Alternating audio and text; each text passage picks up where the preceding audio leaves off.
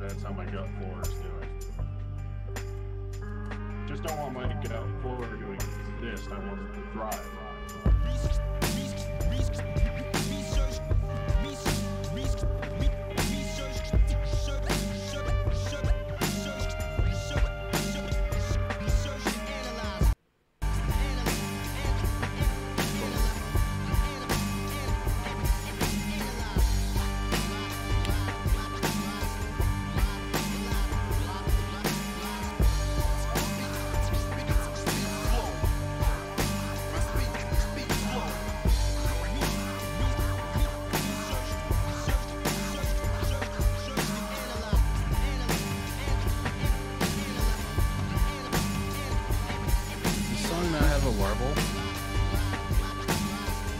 No warble. Oh, you hear that song?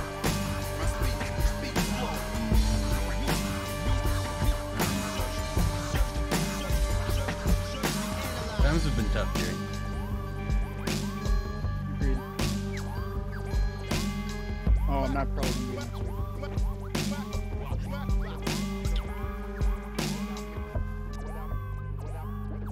Or I might. We'll see.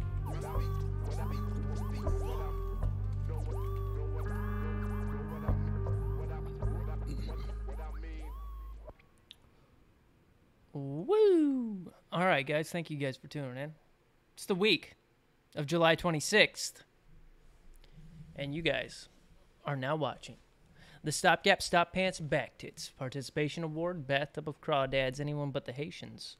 Join ISIS, Mole Knife Ninja, Pump and Dump, A10 Warthog, Overthrow the Bourgeoisie, Blocking My Blockchain, Black Hole Explosion, The Greatest Generation, Senator Congressman Junior, Money in the Dick Stand, Cosby Coffee Date, Peppa Pig Gangsta, Hoovia, Out of Shape, Gay Puerto Rican Genie, Goodnight Biscuit, Soy Boy Momo, Canadian White House Fire, The Loneliest Tooth, Womp Womp, Just a Scotch to the Right, Youth Soccer Cave, Orgy, Sweaty Brazilian Leg Kicking, Hang Myself, How Are We Real? Radio show. Oh, man. It's been a long week.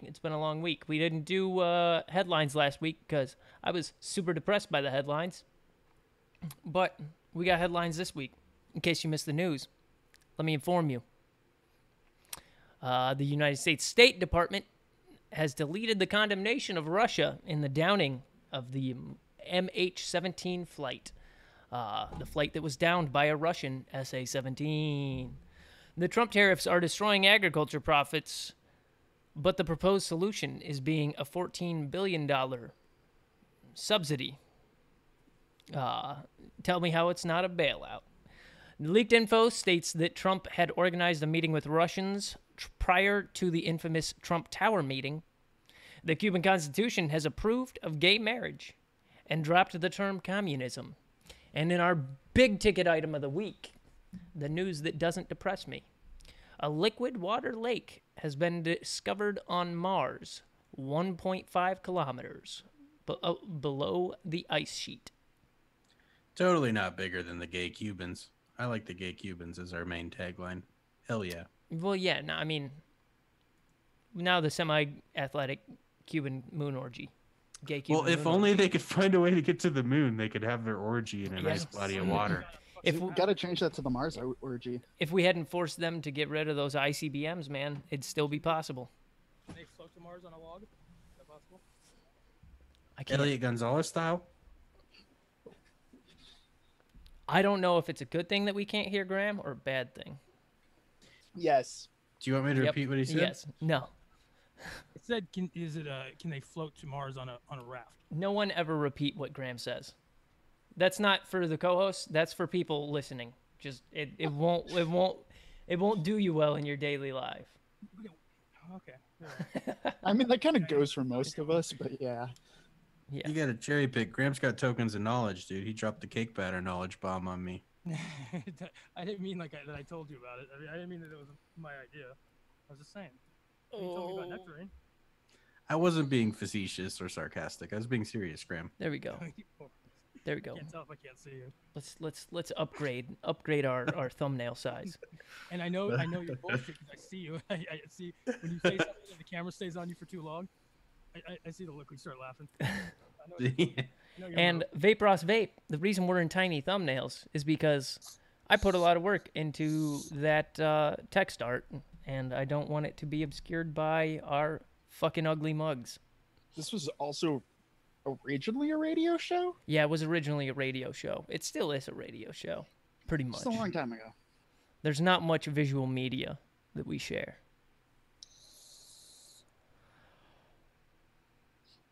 Yeah, we want it to be less of a visual show. Yeah, that's what. Well, It's a podcast that's on YouTube. we're looking for a good aesthetic, and that's why we have Graham keep his camera off. That's not the reason I make cameras off. Well, it is. Well, okay. There's a reason why no one's taught you how to fix your webcam yet. No, I know how to fix my webcam. And, I mean, if you want to have a pose down, dude, anytime. Let's go. Let's do this now. Have a pose down. Can I judge? Please let me Only judge. touch. You gotta do a blindfolded only. Yeah, definitely. Blindfolded. Firmness is a category. And it's got to be in a dark room because he can't. Yeah, handle. muscle density. Yeah, I have night vision. I can't Yeah. see at all during the day. Oh man, how's your guys' Shouldn't week you have been? a super break? It's been a week. It's been a week. No. Yep. Yeah, it's Yeah. definitely been a week. Alicia is in Europe right now, and Rick's in Canada. no, Rick is shopping. Yeah. He's Canada. grocery shopping. It's grocery shopping. He's grocery shopping. anytime he Rick long- misses something, he's grocery shopping. Rick is grocery shopping and rubbing his meat tonight, so he can't make it. Yeah, he just said he had a long drive and never said where to, so I'm assuming Yeah. Canada. It must be Yeah, a he said that his girlfriend's not in town, so he's gonna get a nice big can of SpaghettiOs, eat his fill, jerk off, and fall asleep on the couch, which I fully support. Yeah, nothing wrong with that. The great part about the can is that it's dual purpose at that point. Yeah. By the way, what is the sauce in SpaghettiOs? Does anyone really know? No. I don't think I want to know either, to be honest. I feel like it's just oil from tomato sauce. Like No, I that think it- red oil. Skim, just the top layer, the skim. Just the you scrape off the top of the spaghetti sauce. I don't I know. think it's like tomato soup concentrate. Yeah. I don't know because that it makes doesn't sense. taste anything like tomato. Well, neither does Campbell's tomato soup. Right. It tastes like sugar. Yeah. So It tastes probably like is. vomit to It's- me. It tastes like it's- fucking it's- vomit. It's half tomato soup concentrate and half oil. Yeah. Well, there you I'll go. say that. I wonder how they That one emulsify sounds that. There must be a lot of extra additives. in there. Preservatives. So many preservatives. That's how they emulsify it. Xanthan gum. Well, look at. You're not wrong. It's just Preserv- brute force. They just Yeah. force those preservatives in there and they're like, mix. According to, yeah, it sounds like it's vegetable oil and corn syrup. Boom. Dude. But mystery solved. Next mystery. Let's go. We're solving them on StopGap tonight. Cool Whip. Solve that one. Cool Whip. Yeah, that's just shortening with sugar. Yep. Is it really? Yeah, which is the reason why I hate Sonic Shakes. But so if Why it's you can use Cool Whip to taste flavors. Because they don't use Cool Whip. They do use Cool Whip, which I don't like. Or Fuck those Sonic Shakes. wait, it's vegetable shortening. It's vegetable glycerin, I think. It's either vegetable. Yeah, it might oil be or VG. vegetable It might be glycerin. vegetable glycerin with sugar. It's No, it's hydrogenated or- Hydrogenated vegetable oil. yeah, that's Yeah. what it is. Ooh, Yeah, yeah. Hydrogenated? Yeah, Ew. fully hydrogenated. Not even that. Not even that Ew. half effort shit. Give me that I've always- plastic trans fats, yeah. I've always wondered why I dislike Cool Whip so much. It says not a dairy product right on the front, but it Yeah. appears to be a dairy product. Yeah. Because It it's doesn't just taste- mouthfeel and sugar. Yeah, it doesn't. I don't think it actually tastes like anything. No, it lingers on your tongue like oil. It's a whipped. It's like a whipped dessert. I can't remember how they have to topping. Yeah, whipped dessert topping because they can't Yeah, call it that's- whipped cream. Right. That's like Breyer's ice cream, where they can't put ice cream on the box. They have to put a frozen dessert treat. Yeah, Yeah, frozen Right. because there's no cream in it. That's what Yeah, there's not enough cream. a treat. That's If all. any. Well, they used to call it whipped cream, but they spelled it CREME because that's not a thing. Hey, you guys want some shaved vanilla ice with milk and xanthan gum? Yeah, with your orange drink. Ugh. Dude, I've just accepted that xanthan gum is in everything. It is. Yeah. It It really is. is. There's nothing worse than soft gummy ice cream. Yep. Yeah, but a little bit of like if you want to make a like a blended coffee drink, like a frozen coffee drink at home, just like a little pinch of xanthan gum will keep it emulsified from like separating out into like ice and syrup. That's Starbucks secret. So the real question, can I use that in my vape juice? Yeah. Do you want to use that on the patented Shindo knuckle tester? Yeah. Yeah. Yeah. I like that. Yeah, we Can have I use have my McCormick's xanthan gum recipe? it's just a styrofoam fist, right? And we have different colors. You can pick whatever color you want, and you just put the juice on it, and then you lick it off, right? And you I like get it. the essence of your juice right there. For junior hires that can't bake. Yeah, exactly. Okay. I like it. Baby approved? For everyone, Okay. babe, even babies. Don't eat the styrofoam. Or do eat the styrofoam. Yeah, it won't hurt you.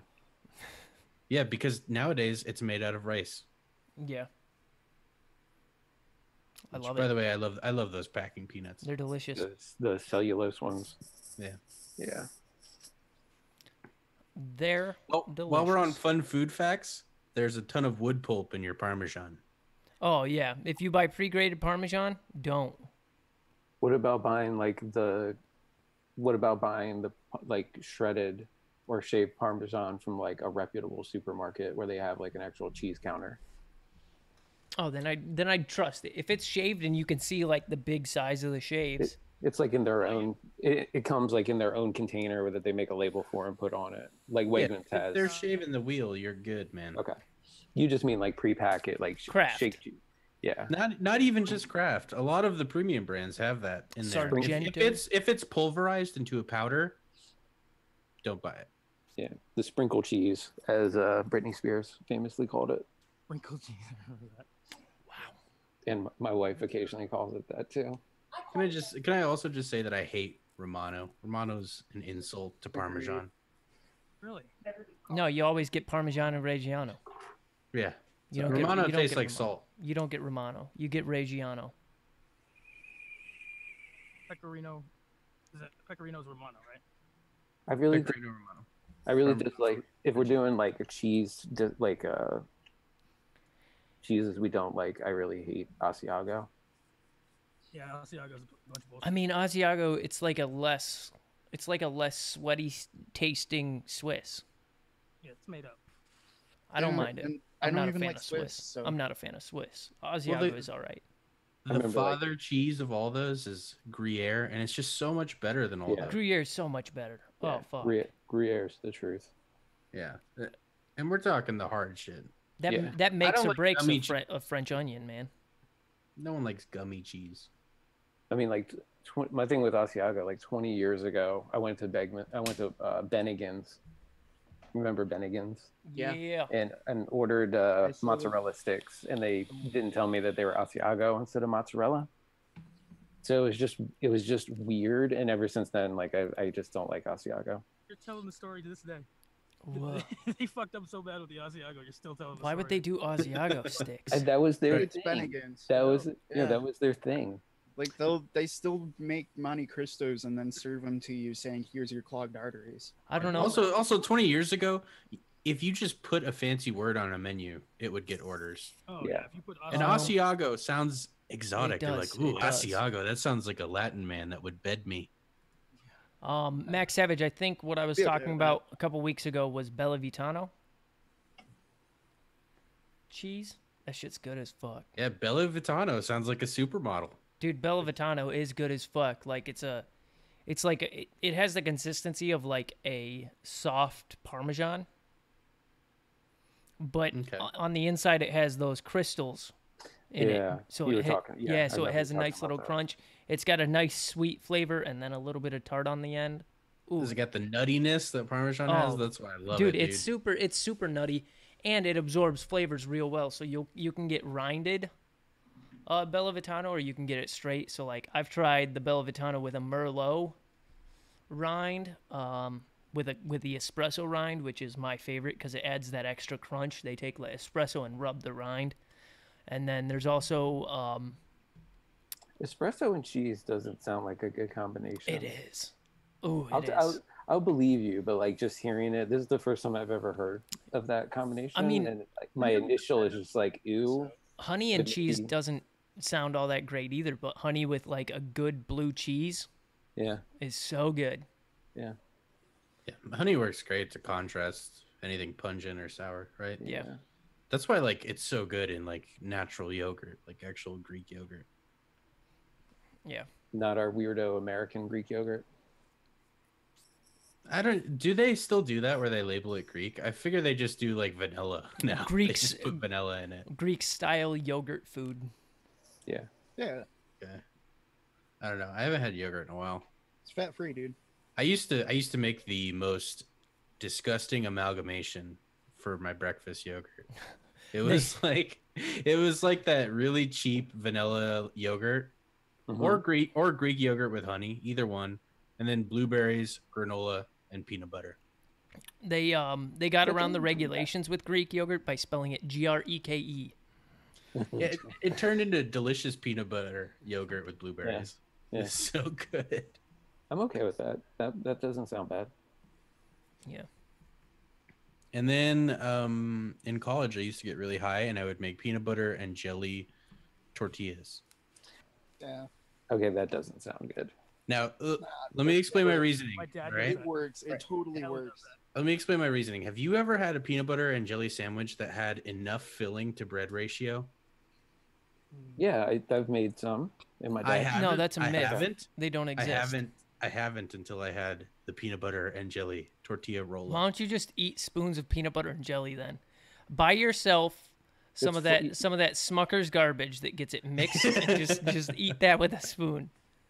Listen, it's not my finest moment. All right, just give me a break. Oh, there you go, Goober. Why do you have that on hand? Because Why don't do you need just to have refrigerate that it. ready? Yeah, that jelly's so good you don't have to refrigerate it. Not even bacteria wants to eat that fucking jelly. That is a Detroit All right. staple right Dude, there. I have it because I've been going camping a lot, so I just buy that for camping hobo pies. I fuck's agree wrong with you, Jennifer Jerry? Jarvis. Feta's awesome because it literally makes any shitty salad amazing. Yeah, very true. Hey, are you okay? Back to the PB&J tortilla thing. Your flour tortillas, right? Yes. Yeah. Not corn tortillas. No, Right. I still can't. the good type of tortilla. All right. All right. It was more like a quesadilla type thing where I would put it in a pan, Okay. toast it. Yeah. Because no one likes raw tortillas that much. Right. And I it was agree. delicious. That shit's my midnight snack, a raw tortilla. Just roll that bitch up like a fucking fruit roll up and just chow down. I will actually. I will try this. I will Okay. try that. Okay. Yeah. The ratio is what makes it magical. Rip Pretty say- Matthew. Just make sure you get really ripped beforehand. I don't think it's like amazing Or but don't. great. Mex Savage corn tortillas are fucking terrible. I love These corn are- tortillas, I but hate they them. have to be cooked. They're They Yeah, have you have to fry them. they're dry and fucking gritty and shitty. Because you got to fry them in butter. Yeah. That's how you make an awesome corn tortilla. Very true. I've had some really like if you just go to the grocery store and buy a pack of corn tortillas and you don't do anything to them, you don't fry them or anything. Yeah, they're not good. But then like I've gone to like South American or Latin American taco trucks and gotten like tacos out the store with the corn tortilla and they're fucking amazing. If I want a floppy fucking corn chip, I'll take a bag of Tostitos and dump it in water. Ooh, dude. See, It's a crime not to like corn tortillas. No, it's Yeah. not. I just like it's human. like It's my, human Have you nature. ever had a good taco? My Yeah, stomach just with my flour stomach tortillas. just physically recoiled from the wet tortilla. Yeah, right. Oh, Right. If I wanted, if I wanted to wrap my meat style product with cheese inspired food stuff on it in a floppy ass corn chip. You can fry it and make it pretty hard. You just toast it. You don't leave it Well, in, it's all in that there and work. soak it in oil for 20 minutes. Dude, Oh, no man. one don't know eats why. corn I bet. tortillas without doing anything to them. But they're really good when you do things to them. The street ones. Yeah, flop like add enough shit that you can't taste the corn tortilla. cilantro all over them. You can always Like, taste the corn like tortilla. cook them in oil. Fuck corn tortillas. Yeah, they got to be cooked. Come in too many dude. sizes. What about That's any Miracle? tortilla. What about Miracle Whip? Who's a fan of Miracle? Whip? No. Mayo all the way. Okay. I'm a big fan of Hellman's. You know why? Because there's so many industrial grade stabilizers in there that you can actually cook it without it breaking. I feel like Miracle Whip was a thing like in God's back pocket where he was like, someday the time's gonna be right to play this card, and he saved a baby from a burning bus and went, you know what? The balance is good enough that I can release the abomination that is Miracle Whip. Okay, my wife just left the room. She loves Miracle Whip, and that is the most disgusting shit It's- I've ever it's- tasted. it's- in my life. That's I have that's never- that's I have corn never syrup. Liked it. That's all it is fucking corn syrup, and it's like sweet and disgusting. Can you imagine it on a salad though? My dad's totally in that Miracle Whip camp. And I don't get Miracle it. Whip on salad? What the It's fuck? called salad dressing. Yeah, Look at it. It's Miracle Whip salad dressing. it's like the British, it's British salad dressing type of thing. Ugh. Who Well, likes British Yeah, food? the British know food. Brits. I'm just saying. The Brits don't even like British food. Just go to a good grocery store and go in the international aisle, and there's a whole bunch of salad dressings that are essentially Miracle Whip up there. I The mean, there's national nothing wrong with food- fries and Dude, the national food of Britain is pretty much just like takeout Fried Indian food. Well, I will say though, the Wegmans near me has like a pretty good international aisle, and they do have Iron Brew there. So I was Nice. able to get an Iron Brew and try it, and it turns out like I really like it, but it's also like really expensive. It was like $3.50 for like a 20-ounce bottle or whatever there. But I'm glad I tried it because I really did like it. It's weird. My parents used to buy Miracle Whip instead of mayo for sandwiches because they said it was healthier. rip. I'm like, This shit is I'm like, terrible.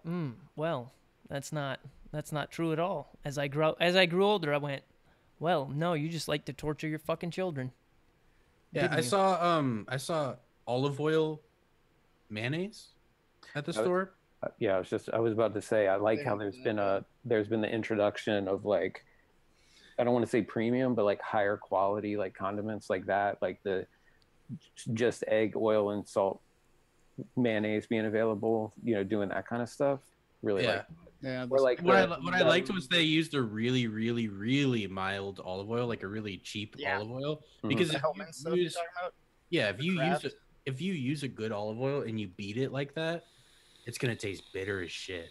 Like almost no one uses extra virgin olive oil when they make salad dressing. Right. I've just never used extra virgin olive oil. Or like I the love it. Then I love it. well they've Just started just like regular. Virgin olive oil, it's awesome. Even. But just well, I like that random. they started doing they started releasing like butter that's just cream and like olive oil Yeah, and some salt. yeah, I like premium butter is the best thing that's ever happened to my cooking. Yeah. Kerrygold. Here you Yep, go. That's what I use. All the keto people stand up. I'm not even keto. I know, I'm just saying, but that's the one I'm a all the fat- keto people are all about. That's true. Yeah, I've just always been a fat kid and found that like 4 or 5 years ago, and it's like I'm in love. Yeah. yeah. It Dude, is have you good ever stuff. had that? Like, have you ever had like real French butter where it's almost cheesy? It's Mhm. ridiculous. Yeah. Oh man. Well, yeah, that's cultured butter. I actually watched that It's Alive with Brad Leone today, the cultured butter one, and it makes me want to make butter. I want to make some fucking butter. I think it's called Cooked. Check out Cooked. No, Yeah, dude, it's a 4-part documentary based off of a book. Sounds good, but no. All right. Yeah. I mean, if I'm just saying, Not if you like a documentary about cultured butter, you'd probably like it. It just goes I over like- like the 4 basic things of like the first one's bread, one's meat, one's fermented, and then like the other is like fish or something. Nice. It's well done. No, that sounds good. I was just fucking with you. I know. I also like the whipped cream cheese that you can get now. Yeah. Oh yeah. So this way you pay more for less. Yeah, let me pay for air, but it is a lot easier to use. it's so like, much in the easier to morning. spread. Yeah, Yeah. yeah. There's whipped peanut butter now too. There is, yeah. That's genius, dude. I wish I would have thought of that shit. Oh, You I can- don't care. I'll actually use the whipped cream cheese all day just because it's easier. I like Yeah. how they now have peanut butter on both sides of the spectrum. They have powdered peanut butter, which is impossible to spread, and then they have whipped peanut butter, Yeah. which, like, it's nice. It's nice that you can decide on how much of a workout you want with your peanut butter in the morning. But cream cheese has been bullshit for so long coming in that. It's had a package problem for a very long time, cream cheese.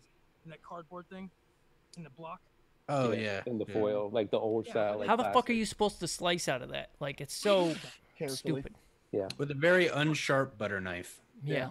And what do you do with it? Oh, I use honestly, I use a wood knife. And then when you get the cream cheese out, it's got the crusty, cleared, Right. fucking dried cream cheese on it, and you're It's like, not well, properly now wrapped. what the I fuck just am got- I supposed to? I just got a couple of Everything those else like is container. handmade like old wooden butter knives that like just have no edge. That's what I use for all that shit. Yeah. I honestly don't really use cream cheese for anything except desserts. Fuck's wrong with you? I like goat cheese on my toast. Why are you I'm a- using cream cheese for desserts? Aren't you like a chef or some shit? Dude, well, all I'm saying is brown. How do you make a cheesecake without cream cheese? Original cheesecakes weren't cream cheese. I thought they were ricotta. Yeah, which one do you think tastes better? Or what? Mascarpone. No, not ricotta. brown What sugar? the fuck? What's it? Oh, you say like Mascarpone, right? Yeah. Mascarpone. Yeah. That's just Italian cream cheese, Yeah. basically. they got Cream cheese is an American invention. What Right. Grant just said in chat. Actual bagel. cream cheese. You just get yourself a French toast bagel, brown sugar, cream cheese. Oh, I No, what don't the- have a problem with those. Dude, I like just goat cheese on toast, man. Doing keto, that's what I miss the most. Is like just breakfast is just goat cheese on toast. Wait, how Pretty can you do toast? You can't. That's what he's. That's what I'm saying. I miss. okay. I miss that, and I actually really miss like white sticky rice. Yeah, that's fair. Actually, I'm also a heathen. I like white sticky rice more than I like fried rice. Me too. I just like rice in general. Dude, rice is so good. Yeah. I'm all about rice. Dude, if you like rice, get a rice cooker. Yeah, it makes life so much easier. Yeah, an air fryer. my wife keeps saying that we should get one. I mean, I can make like good rice on the stovetop without having like any issues, but like I probably should get a rice cooker. Yeah. We got an Instant Pot and it has a rice cooker function on it, but I've never messed with it to see how it works. Maybe I'll try that out. Yeah. I got one of those expensive rice cookers from Japan. Can't remember what it's called. Kindwell or some shit like that. Not Honeywell. No, not Honeywell. Honey pot. No. No, it's keep not. keep that as a party trick because for some reason there's like a vast majority of people I've met have like think it's amazing that you can cook rice on the stove, and I don't get it. Really? They just always burn it. Like they can't do it, and I'm just like, this is so easy. You know, Nope. I used to have problems with it before, and then my wife showed me it's a lot easier if you make it in like a big nonstick skillet. It works like fantastic compared to doing it like in a traditional like high wall pot. You Yeah. know what? It might be Zoji Rushi. I think I got a Zoji Rushi. Yeah. I like those little like hot rock bowls where you put the already cooked rice in it, and then you put your toppings on, and then literally like the bottom of the bowl is just like that crispy caramelized rice. It's so good. The traditional bibimbap. What the fuck did you just say? Bibimbap. Bibimbap. Bibimbap. Bibimbap. Yeah. Yeah, it's like it's the mainstay of Korea, dude. It's delicious. I think Kimchi would like to have a word with you. Kimchi's a side dish though. Yeah, And- I do love some good kimchi though. Kimchi isn't yeah. traditional. Kimchi came about during the Korean War, I believe. Really? Or it was when people were starving, so I think so. Probably came about before bibimbap, which is what everyone knows from Korean food. That and beef bulgogi.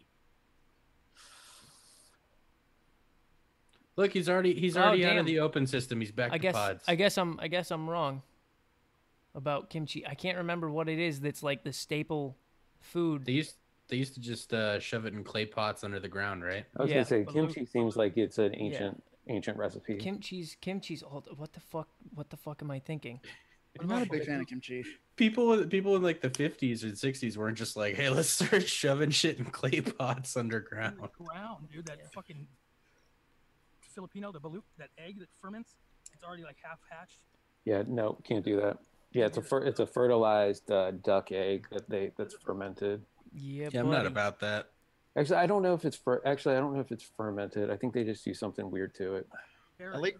I mean, not to call another culture's food weird, but if you've ever seen what one looks like, it definitely does not look like something. Have you seen how the Philippines does ice cream sandwiches? Yeah. They just put it on a white slice of bread. Yeah. Oh yeah. Do you grill it? That could actually be good though if you like toasted the bread. I mean, it might work. It might be good. Anthony Bourdain, I remember, kind of liked it. But that's it's fried just ice like, cream too. They don't have cones. So they just use bread. Fried ice cream is ice cream just wrapped in bread and fried. Yeah. Yeah, balut is a developing bird embryo, usually a duck that is boiled and eaten from the shell. That shit is gross. We get Filipino chocolate sauce too. That's fucking disgusting. Is that the blood sauce? Yeah. Yeah. My best friend was Filipino, and yeah. God, I've had a bunch of the Filipino stuff before too. They have some really good stuff. It seems like they focus a lot on like sour in their actual savory, which is interesting. Mm-hmm. Not a lot of other ethnic dishes do that. Well, the Chinese have, because there's no cheese in like traditional Chinese cuisine, so they have like a subset of like stinky foods that's kind of like their analog to like cheese. Yeah. That they have. Eat chocolate before it's ready. Was it on here that we talked about miso soup?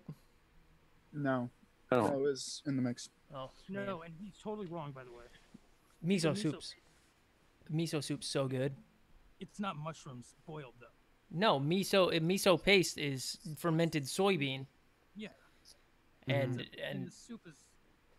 They'll add mushrooms to the soup, which is a soybean paste in a broth.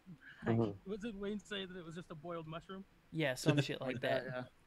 He's talking about like the really cheap soup they give you at hibachi that's totally tasteless and just has like one floating mushroom in it. Yeah. Even then, I like that. That shit tastes good. One little tofu square and then some ginger salad. Yeah, everyone's. It's really hard to fuck up soup though. It really is. To where you can't fix it because it sits there on the pot. You can taste it constantly, add to it, balance it, and fix it. But people still manage to fuck up soup. The like a longer thing sucks, huh? Yeah. Well, personally, I prefer that whatever that ginger dressing is that they put on the salad. I like that. So good. Yeah, I always order the salad. The seaweed salad and the squid or octopus salad are like my go-tos for sushi places or hibachi. Oh yeah, those are good. Scungio? Will you eat scungio at an Italian restaurant? What's scungio? I think it's squid. I mean, I'd eat squid. I mean, Squid's I've good. eaten calamari. It's not a problem. It's good. Yeah, but this is raw and sliced and shit. That's, consider it. I mean, that's sushi, sashimi. Dude, as long as it's not frozen, because frozen squid tastes like rubber. Yeah, it's like the only fish that you absolutely under no circumstances can you freeze. Italians are pretty fucking disgusting too with the shit that they eat. Just, I'm Italian, so I can say that. Yes.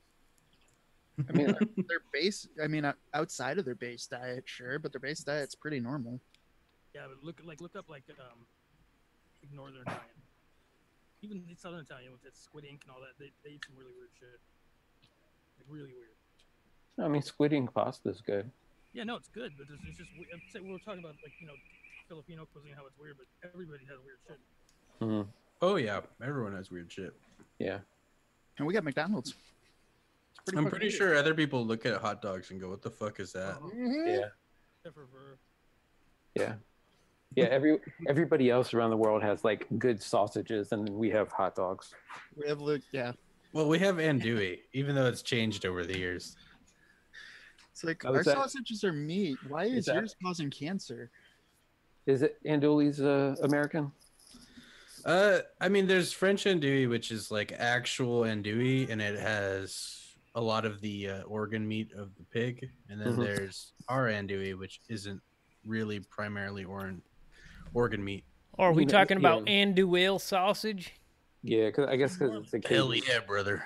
I guess because it's a Cajun thing, so they took like the French stuff that they were used to and then made their own version of it over here. Yeah, and both versions are delicious. Yeah. That's one of those things. I'm not a. I don't know. Organs are no for me. Really, dude, I love pate. I love pate. I just don't eat it because I'll fucking have a heart attack when I'm like 35. Yeah. That's why I don't want to eat organs. Basically, I don't think I think I've had about all of the different organ meats except for brain. Just for some reason, like brain freaks me out. All of them can be done well and good, Yeah. except for kidneys. Yeah, Kidneys, there's no way to wash out the taste of piss. Yeah. well, Yeah, that's why I Forget usually your hair, shy too. away, because it's like I don't really want to eat anything that was part of like your digestive system. Yeah, usually they Doesn't sound boil them and they boil and shock them in milk, and that doesn't even work most of the time. So, but they have a really nice texture. They're like mushrooms. hmm Yeah, I had went to an Israeli restaurant a while ago. Like really, it was like really good food in Philadelphia. It was like in the papers, and the owner had like an interview on Fresh Air on NPR. So, anyways, I got a reservation to it, and they do like a tasting menu with like all their appetizers and then like a bunch of different entrees and like wines, and they have like a whole thing set up. And chicken hearts was like one of the appetizers, and I just like it tasted great, right? But I couldn't do the texture. I chewed it too long. Stuff like that. I guess like oysters, like chew once and then just swallow it, and like that's what I should have done with the chicken heart. So I enjoyed it, but I was like sitting there like chewing it, and like the longer I chewed on it, the more it like bothered me, like what I was eating. So yeah, because the texture is not like it has a different texture from like any other food that I'd tried before. So I'm like, this texture is really weird. And then that's what would like, I normally only have like my only issues with food are normally texture issues. It's not like I'm willing to try like almost anything, but like texture will be what does it for me versus taste. Because it sparks like a thought, and then you start thinking about what you're really eating, and it starts getting disgusting. I haven't eaten chicken or turkey in 18 years. Yeah. So I can't do coconut. That weird. sounds crazy. Yeah. Yeah, there was this like really small like hole in the wall Austrian restaurant that I used to go to in New York, and they had this thing where they would do like burgers. They would grill it rare, right? And then they would put all your toppings on top, so there'd be like generally like a mustard based relish on top. And then they would wrap it in this halushki dough, and then they would deep fry the whole thing. And it was like the most amazing burger I've ever had to this day. Okay, I can see that. Yeah. Yeah, deep fried burgers. Yeah. Which, by the way, halushki dough, it tastes like donuts, like without any of the sugar. Oh, so you're getting a Luther. You're getting like a pre-made Luther burger. Yeah, essentially. Dope. Place in Austin, Texas has that. Donuts, using donuts as a burger bun. Have you guys had any of the deep fried like carnival treats, like deep fried Oreos or all of candy them. bars or any of that? No, I've never tried them. All of them. I owned a deep fryer for a while. How's the deep fried candy bar? I've had the Oreos before, but like I how's mean- a candy bar? Depends if you like have someone who knows how to do the breading. Yeah, if you Does it look if like you take Jerry's beating it? yeah it does. I If have you less is candy like- bar? if you I take basically have less. if you less take rice the is deep like fried zero. Oreos and make it more rich and more messy, there's the candy bar. I don't think I could do that then. No, it's very hard to eat. Yeah, the deep fried Oreos, like we were somewhere like a little fair or something or like a farmer's market, and they had those there. And I think it was like the order, like if you ordered it, it was like 5 deep fried Oreos, and I think I was able to eat 2 of them. Yeah, it's And, right. Sounds didn't like it'd be try good. the third. It tasted wonderful, but it's just like it's a Super rich. lot. Yeah, it's a lot to try. I probably could have done it if I was like a little kid. What I don't understand is why they don't give you like vanilla ice cream with it, because that'd be perfect, right? You got that hot melty, messy Oreo on top of the ice cream, which is cold. Because Be then they have awesome. to have refrigeration in a carnival truck. Yeah, true. No, they just need an ice cream truck. They could give us a cream-styled dessert confection instead of ice cream. Dude, I just want Frozen corn syrup. dessert treat. Yeah. Just give me It's like pure high It's like, fructose cheese, corn it's like syrup. cheese in a can, cheese product. And not even frozen, just a warm ice cream. It's just it's a Breyers that's just warm. It's all the time. McDonald's. It's a McDonald's milkshake. Yeah. Yeah. Briar's warm. I'm pretty sure it's just water. I have no idea what a McDonald's milkshake tastes like. I don't know. They don't taste like ice cream, but they're Yeah, good. because it's not a dairy product. Like they don't melt. It's like Chick-fil-A's ice cream, where it's like Oh, yeah. kind of icy, but also good. Yeah, they're all right. I mean, was that's just trying to just- make a joke because they're always broke. Well, no, that's the ice cream machine, not the shake machine. Not at my locations. We'd just break them That's 'cause both. We'd break them Because you're both. going at night. No, I used to work at like 3 at home. What is that that Jared's mic or camera's focusing on? What is that? Oh. Nothing. I'm trying to think when the last time I went to McDonald's. Oh, here we go, Mr. Holier Than Thou. I No. didn't go to McDonald's in the past 2 years. I went No. Wednesday I really- morning. I rarely go because I used to work at them enough to just be done with it. I had a McGriddle some point in the last year. That is one of the few things I'll still eat. Yeah. You get it with a chicken biscuit and put the chicken on it instead of the sausage. Okay. Oh yeah, That's no, always a sub round egg. I need Chick-fil-A to make a McGriddle. Yeah. Right? No, if you go in there though, for breakfast, always have them sub the round egg. It's a real egg. Yeah. oh yeah, It that's a just good tastes point. a lot better. That's I good just point. get a McGriddle and a chicken biscuit and literally just throw out the inside of the McGriddle and put the chicken on it. My problem with the McGriddle is I could eat 6 of them. Yeah, they're terrible for you too. Yeah, but they're so They're good. so good. Yeah, it's I'm not even finished eating. I order one and I'm not even finished eating it, and I'm already I want another. It's like cocaine. Yeah. I just did a line, and now I'm doing another line, and I haven't even finished that one, and I'm already thinking about doing another one. Yep. That's McGriddles. Why did they name it McGriddle instead of McPancake Witch? the best chaser. All right, turn off your fucking mic. You're echoing hard as fuck, Graham. Okay, that was him, right? Okay, Yeah, it that was starting Graham. to I was trying Oh. to figure out what was going on. But the best chaser for a line of cocaine is another line of cocaine. Exactly. There we Or go. McGriddle. I went to McDonald's Wednesday morning. So I got two sausage burritos and a McGriddle Oh, to chase it. don't get those burritos. Oh no, I just get them so that I can fill them with fucking salsa. They're shitty salsa picante that they have. So bad, but All right, goddamn, so can I best smash fast those? food, best fast food breakfast: McDonald's, Burger King, or Chick-fil-A. McDonald's. Or Taco Bell, they have it now too. I actually McDonald's. haven't had the Taco Bell Same. breakfast. It's not bad. It's really not bad. It's pretty above average actually, but still McDonald's. All right, so Taco Bell has the best dessert item, What? which are those little cinnamon sugar puffs that are filled with The Cinnabon things. with gooey cum. I don't even know what's inside them. That's Burger King, right? No, Taco Bell's got the Cinnabon things. Yeah. Burger Yeah. King does too. Like the filled churro Yeah. Yeah, or whatever. and it's pretty orgasmic. I'm not gonna lie. Like that might actually be the best breakfast food too. Oh wait, no. Burger King has the Cinnabon bites that are just like Cinnabon in a tray. Right. That Yeah, shit's that's what I'm talking about. No, not filled. They're not filled. No, we're talking about the little fucking. They're like donut holes that are. They're like those Yeah. donut Chinese donuts. Oh, those fucking things are so good. But Yeah, they're like those, but with cinnamon sugar and gooey cum on the inside. yeah, Burger King is like Cinnabon bites. That's just like essentially an angel food cake Cinnabon. There was a like Chinese buffet that I used to go to 10 years ago that had the donuts on the buffet. Oh no. Oh, dude, all of them. And they had the Oh little. yes. They all had of like them here are like that, and they it's had the little cream cheese star pastry things too on the buffet. yeah, crab ragoons or whatever. The Yeah. ragoons, dude. Yep, same.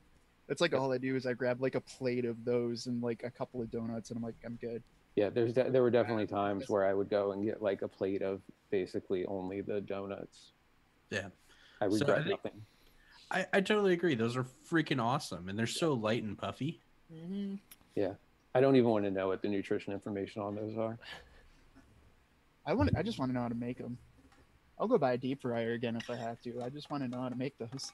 It's just the donut. That's all it Yeah. is. Right, but like what the actual mixture of to make it so like light and fluffy. Oh, I'm sure there. I could figure it out, I'm sure, but I'm lazy. I mean, you know, there's recipes for that available. Yeah, I think McDonald's definitely wins best breakfast just because of the McGriddle. Yeah. And then Taco Bell best dessert. Yeah. Well, I I'd like say Burger Taco King Bell. Cinnabon Bites better. Taco Bell. There's no way Taco Bell's the best. You guys have Oh, Del I'd say- Taco near you? Del Tacos, No, Del I Tacos, don't. alright. No. Got the fried cheesecake bites that are like Ooh, little. yeah. fried Well, that's what we're. cheesecake chips. Yeah. It's Okay. okay. It's like the Cinnabon thing, but sub cheesecake instead of the Cinnabon cream cheese. No, Okay. the Cinnabon thing is Burger King. Del It's Taco, the that's same only thing fucking good. thing, dude. So fucking good. I think Del Taco is only west of the Mississippi. No, there's still tacos around. They're Detroit. they're here and there. They're sparse. Yeah. There's one in Toledo. Really? Yeah. Yeah. I've No, never they seen was- one. I've that never was seen one out always- east before. Yeah, and there's a couple. That was always my go-to for concerts because like most of the Detroit concert venues are really close to a Del Taco. So you go to a concert, then afterwards you go to Del Taco and buy like fucking 30, 50-cent tacos. Yeah, they have Taco Tuesday where you get like 5 for $1. Yeah. All right, Best- Denny's, best drink. Denny's or Waffle House? Waffle House. Waffle House. Yeah. Denny's. Waffle House. I don't think there's Waffle Houses out here. No, Denny's. When I'm eating loaded ass hash browns, I want to worry about my safety. Oh, Huddle House. I'll throw Huddle House in there Oh, instead of okay. Waffle House. I like Huddle House better. Yeah, I can give you that. All right. Best drink, that's Taco Bell. There's no argument about that. Baja Blast. Everyone knows I'm that. gonna go with Chick-fil-A frozen Well, lemonade. That's because you're a Yeah. I'm fucking gonna go loser. with Taco Bell, but I'm actually gonna go with the spiked lemonade. You're a loser too. Baja Blast Dude, is the best. No, The, spiked next- lemonade. the Chick-fil-A iced tea is pretty good. I will say yeah. Chick-fil-A by far has the best chicken and sauce.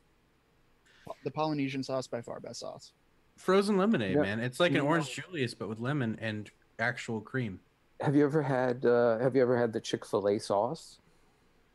Like the actual Chick-fil-A, like that beats everything. That's better than one's really good. Polynesian. I like Oh Polynesian. no! You do half and half Polynesian Chick-fil-A sauce. The, Yeah. the Chick-fil-A Shindo sauce taught is me what? that Thousand too. Island dressing with pickles in it, right? Wait, when did I tell you that, Jerry? Like- Forever ago, back when I was living in Lansing, and it was just like, okay, I started doing that. Yeah, no, that's a glorious combo. it is the most amazing combo. Chick-fil-A sauce is honey mustard and Egg something. yolks and barbecue sauce. Is that barbecue? Yeah, there's definitely Yeah. barbecue sauce in there. There's definitely egg yolk. That stuff is amazing. It really is. That's one thing. Okay, so like European French fries, like in Brussels, in like Belgium or the Netherlands, like get the street vendor like pommes frites. But then if you could have some of the Chick-fil-A sauce there instead of mayonnaise, I don't That think would I don't think you could do any better than that, honestly. Unless you had also had the Polynesian to do the combo. Okay. I feel like that would be too sweet. It is a little sweet, but just try it next time. Like Okay. it's good. It's good. Yeah, 'cause Yeah. I like the Chick-fil-A sauce because it has like the tang to You it. still, it's gonna be a sweeter version, but it'll still have a bit of that tang. Yeah. Okay. It's good. All right. Let's get off that. We've been talking about food for like 30 minutes. Fast I think food. we're all hungry here. Yeah, 'cause we did it in the mix and I didn't eat. So Yeah, no, you guys saw me eat that fucking shitty pizza in between shows. All right. On the docket, we've got 23andMe. pretty much any of these DNA services. Would you guys use it? Do you trust it? Have you used it? Yeah, but only to receive DNA. Okay. Okay. I would put more faith into 23andMe than any of them, but that's just me. Okay. Okay. And that's more because I've heard more interviews and other things with like the actual people who work there and founders. Now, have you So I'm read the biased new towards that. article that states that 23andMe has been sharing its 5 million clients' genetic data with the drug giant GlaxoSmithKline? Yeah. Yeah, if people have opted into that, I think that's totally okay. They didn't. That's news to me then. Yeah, it's well, it's all anonymous data, so it's essentially But just is it the ones who opted in or opted out? Because anyone can send them that data. You have to opt in to be part of a survey or not. So there's definitely over 5 million people who've opted in to be in the survey. That's why I was asking that. Explain what they're doing with it. I don't understand what they're doing. The problem is they're not getting paid. Yeah, no, actually, they're paying to do that. Yeah. okay. It might be the opt-in, but yeah. I mean, Either if way, they signed away their rights, like, If there was like a clear and concise explanation of what people were opting into, I'm totally okay with it. this is just another thing of like people giving away or people paying to have their information taken and then the company benefiting from it. 23andMe received a $300 million investment from GlaxoSmithKline. yeah, well, no, that's their entire business model. Like, that's why I'm more biased towards them, because if you do the research into them as a company, they're very transparent about that is their business model. I mean, and 23andMe is totally Westworld, by the way. Kind of, yeah. and But like, they're actually like they're open about it. at what point when do insurance companies get in on this and start using 23andMe to disqualify people? They don't, but that is the scary part. Not That yet. is- They'll- no, that is totally the scary thing Yeah, about it. wait until 23andMe decides that they want to make even more money. So what did we learn? Not to opt in. Yeah, don't Yeah. don't fucking give away your DNA freely. Don't participate in things. Don't participate in things. There you go. It's the best advice StopGap can You give. go to a concert, you want to be that guy in the back nodding his head. That's it. Yep, you max. don't get fucking punched if you're the No, guy in you're- the back. Now, if you're Alright. taking upskirt photos in the back, then you're the guy that gets punched. We have very different ideas of what's fun in a concert, but that's fine. I'm not talking about having fun. I'm saying not getting Gary, punched. we're not going to mention your penchant for public masturbation here, okay? Yeah. Oh, dude, no, it's the greatest. You just run into the middle of the pit and just whip it out. Yeah, no. Too many boots. I keep my dick away from Oh me. no, you don't. If anyone were to ever do that, they would get the shit kicked out of them. What if it was some big motherfucker? I don't think you get the shit kicked out of him if it was a Celine Dion concert. What if they... Yeah, it depends on the type of concert. Even if it was a big guy, like, dude, Well, people would try. I'll put it that way. hey, you know how it is at Celine Dion concerts. They love their sexual mosh pits. So, I mean, that's a well-known thing that every mosh pit at a Celine Dion concert becomes sexual in some way. I love how Canada always wants to be remembered for Celine Dion, but not for Justin Bieber. Or Jim Carrey. Yeah, they love Celine Dion, man. They love Yeah, yeah, but they've like shunned Justin Bieber. They- They love yeah, Dana I'm sure. Carvey or Dana Carvey. No, but I'd They love that. looping back to those services. I would just do your research. Like that's the biggest thing that I guess I would say is because 23andMe has at least attempted to do good on that, and they've made it very apparent, including I think even in like when you're selling them their data, they can't sell it to insurance. So like you just gotta research it, and that goes for any type of those systems. What if I want to sell my data to insurance for a reduction in my insurance cost because I have such amazing genes? and go somewhere else. I guarantee you there's someone out there who'll do that though, so find them. Like almost positive you can make that happen. I don't think I would because my genes are so good. I don't want them copying them. Just never mind. I'm not gonna say that. Just don't just join the alt-right and find like that crazed doctor who still thinks eugenics is like the way to go, and he'll show you a whole new world. I think I saw that doctor, and I think it was in the Human Centipede. I'm gonna pass on that.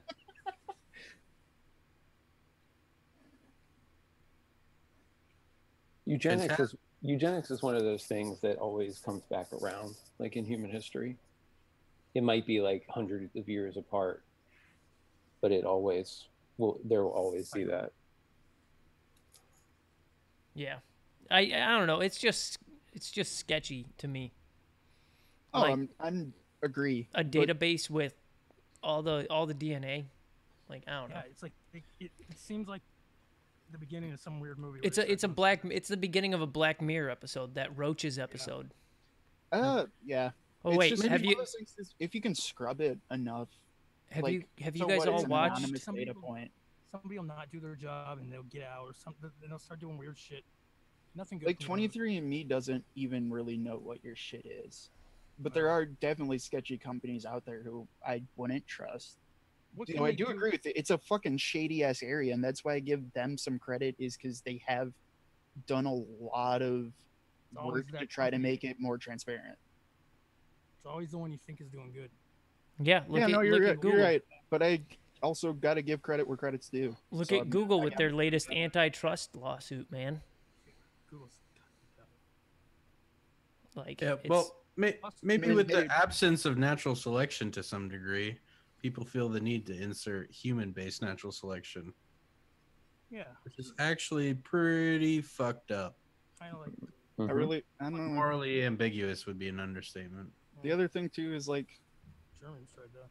I really don't give a shit if someone knows that part of my ancestry is English, part of it's French, and part of it's Hungarian. Yeah, I don't give a genuinely shit don't. about that either. Like, oh no, dude, you found out my secrets.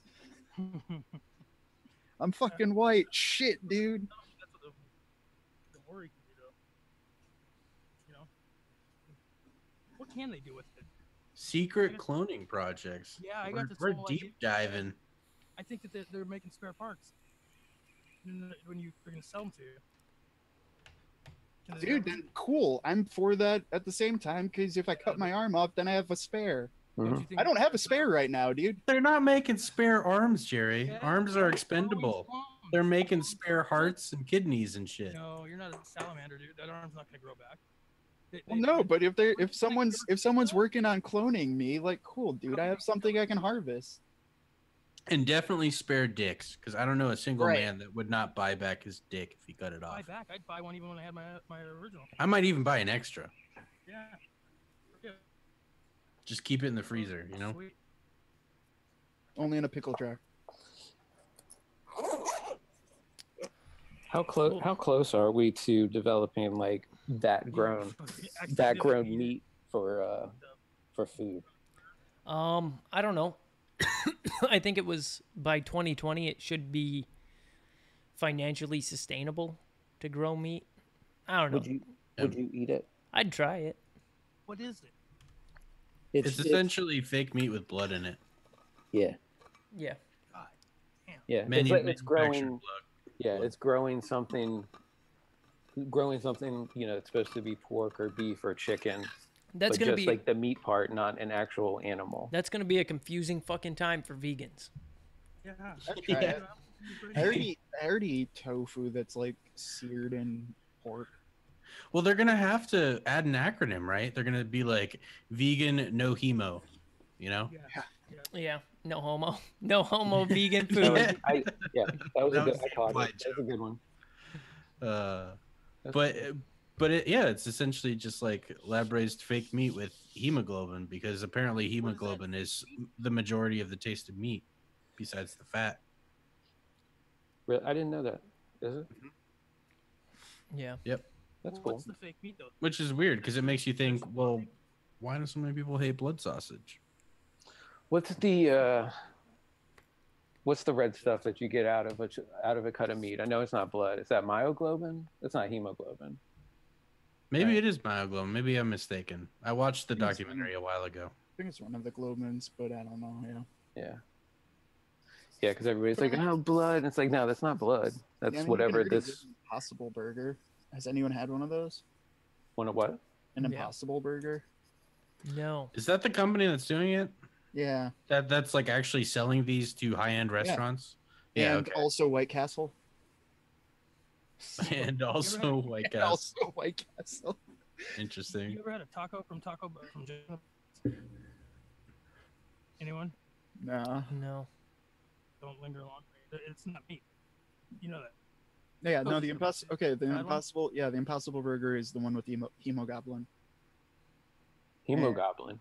Yeah, Yep, the it's- hemogoblins, the little goblins that live in your blood and close your Like wounds. hemoglobin, and it's used from roots of the soybean plant. Yeah. And we're back to food. We've got All now right. we're talking about DNA-based food. 23andMe and DNA databases. I'm sketched out as fuck That was by 'em. it's I mean, no, definitely be sketched out, but like, that's what I'm trying to say is like, do your research, because like, if you are going to do one of those, don't be an idiot. Actually look into the company. yeah, I mean, but people, I mean, that goes for anything. And I would hazard to guess that 80% of people never actually research these things, like anything that affects them. I find it freaking hilarious. We went from food to DNA to growing organs to growing meat back to food. I mean, it was a completely organic segue though. Like all Yeah. of those flowed. Like it's not like we tried to force it back to it. That's what makes it so wonderful. Yeah. No, that's what the Impossible Burger is a fake hemoglobin. They call it the hemoglobin, LE, beforehand, because of the soybean roots. Okay. Yeah, I mean, but to get away from the food part of it, like people having access to your essentially like your particular genome, right? I mean, that's the most personal information that you have, right? Is your actual like physical makeup and DNA. No, I mean, that's that- definitely my porn history. I was gonna say, there is a debate to be had there, though. I mean, I would think that data would, to me, my genome is more important and confidential than like my social security Yeah. number.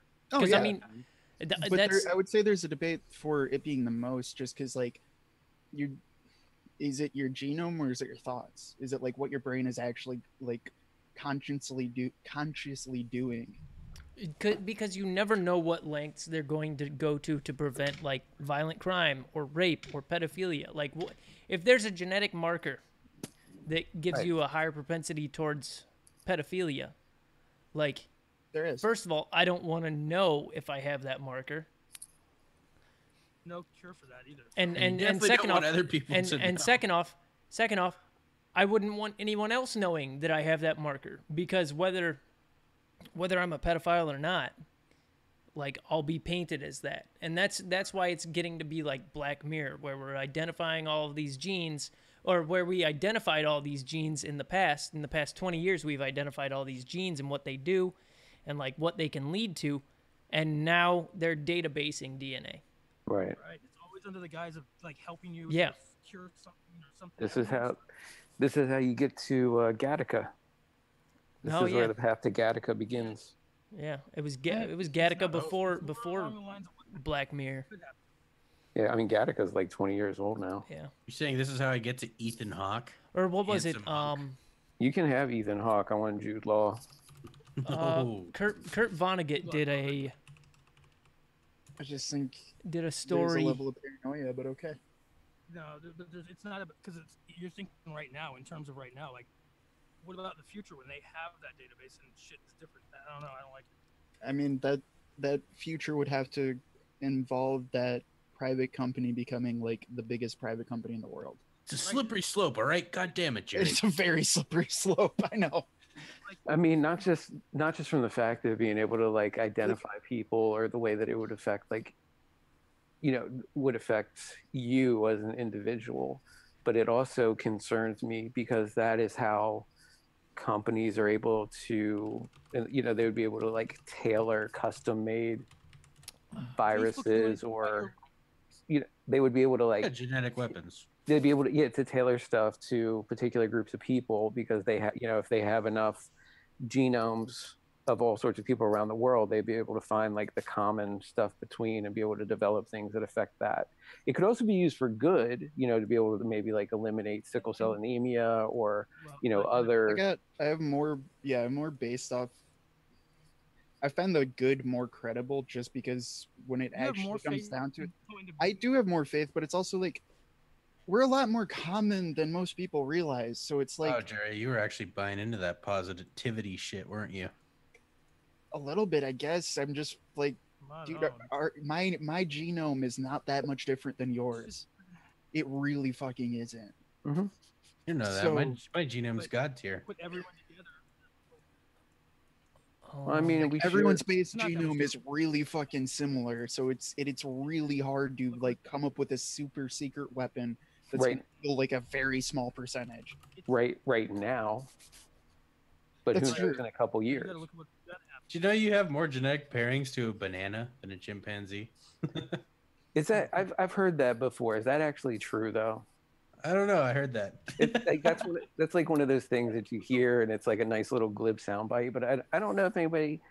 Let me see if that's actually. There we go. Yeah, Harrison. Like have you guys ever read the story Harrison Bergeron by Kurt Vonnegut? So that's essentially what I'm like. Well, I don't know, but it's from 1961, and like the human genome has been mapped, and anybody with outstanding genes or outstanding traits is like they get rid of them. No one can be more intelligent than each other. No one can be more attractive than each other and shit like that. So I think that's one of the first. Whole new area to be yeah, but I don't think that was the moral application of the story. I think it was more about No Child Left Behind, but yeah. What? No Child in 1961? Well, before it was called No Child Left Behind. Yeah, it was about how how everybody should be fully. Well, it sounds a bit racist in the terms of 1961, but it was about how everybody should be fully equal and no one can be smarter, better looking, or more physically able than anyone else. The handicapper general's agents enforce the equality laws, forcing citizens to wear handicaps, masks for those who are too beautiful, loud radios that disrupt. Shut the fuck up! That disrupt thoughts inside the ears of intelligent people, and heavy weights for the strong or athletic. Okay, Graham. Now you can talk since no one else is talking. Okay, the banana thing's not true. God damn it. Yeah, banana is like 60%, and chimpanzee is 96%. We may share more of one genome with a banana than a chimpanzee. And it just got misquoted by someone. Oh, yeah. That'd be my guess, considering how fucking science is misquoted all the time. I don't know. I figured probably share a lot with bananas, considering how many people bought the new No Man's Sky expansion. Hey, you don't buy they bought No Man's Sky. They didn't buy the expansion. The expansion's free. I still bought it. It's just an update. It's not free. Yes, it is. So you had to buy the game in the first place. If you own the game, the expansion is free. If you buy the game, the expansion comes with the game. So apparently that's become like an actual like decent game at this point, right? Yes. Yeah. It's $30 and you get everything with it. There's a whole subreddit called No Man's High. That's just a bunch of people that are high posting about No Man's Sky. That's funny. Yeah. Then it should be every man's high. Yeah, the free, like all the free updates, all the free expansions and stuff. Wasn't that them? That was like their apology to everybody that bought it in its original condition? Yeah. Well, Yeah. I mean, it's free to anyone who bought it. Like they haven't done any sort of paid expansion. Well, no, I'm just saying like Yeah. that's their way of like apologizing to Yeah. everybody that bought essentially an unfinished game Yeah. in the beginning. That's Which why is they've nice. released everything for free since. Which is nice that a company apologized for releasing an unfinished game, Yeah. or is trying to fix an unfinished game, and that's why I've regained respect for them, is because they realized they fucked up, and instead of releasing expansions to finish the game like fucking Destiny, look at Destiny 2, and people were nowhere near as upset as they were about No Man's Sky, whereas Destiny 2 promised pretty much the same level of shit as No Man's Sky and then gave us half of a game. Destiny 2 is more ambiguous with their promises. No Man's Sky literally wasn't even a game. Yes, it was. No, it's a pile of shit. I mean, played it for yeah, like it was a game. 14 hours. You played a pile of shit for 14 hours. You played it about 12 hours more than everyone else. Well, yeah, I was searching for a storyline is the problem. I just wanted to find out what the storyline was. The problem with Destiny 2 is everyone knew it was going to be shit, though, at the same time. Okay, then Destiny 1. No, Destiny 1 was a trash pile when it came out. Yeah. Yeah, it was a trash pile. And how did they fix it? By releasing paid expansions. Selling a season pass. Whereas No Man's Sky releases a game, and then they release essentially 3 more games in expansions for free attached onto that. Destiny Right, but 1 the was finished much game- closer to an actual game, like a finished game, than No Man's Sky. Like there's a gross difference. It's just disappointing that that's where Bungie is at now. After Yeah, everything But they I did. do agree with you. No, I don't think any of us here are going to be defending Destiny. None of the original Bungie team is at Bungie anymore. Like Yeah. literally none of them. They even fired the Halo composer. And I do agree. I do want to try out No Man's Sky to see how the updates are, because like I give them credit for trying, Mhm. but I'm still gonna give them tons of shit for releasing that game the way it was released. Yeah. And like firing the Halo composer, that's like I don't understand. I don't understand how that in your mind is a good idea. Like, you might not remember Halo's missions, but anytime someone mentions anytime I read like Savo Highway, I think because that's the song that starts out when you get into the action on Savo Highway. His composition on Halo is like the greatest composition of any video game. I wouldn't say greatest, but it's up there. What would you say is I know better? a ton of people that just listen to the Halo soundtrack. This is also going to be because I'm a homer, but like the part of what's kept me playing World of Warcraft is literally their music composition team. Like their music team's fucking phenomenal.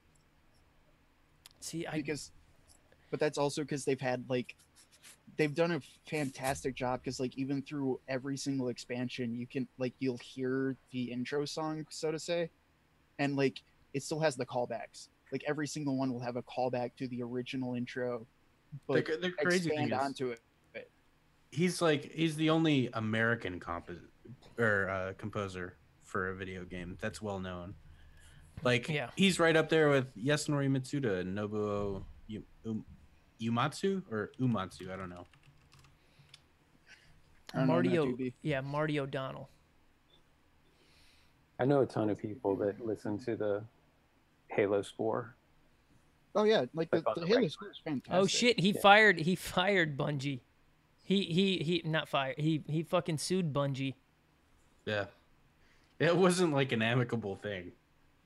Wow. A court-appointed arbitrator restored O'Donnell's stock holdings in Bungie, awarded him $95,000 in unpaid wages and another $142,500 in profit sharing for work he performed in 2014 before he was fired. Good for him. God damn. It I hope really make you like Bungie very much. I hope does it? right before Destiny 2 came out, he sold all that stock.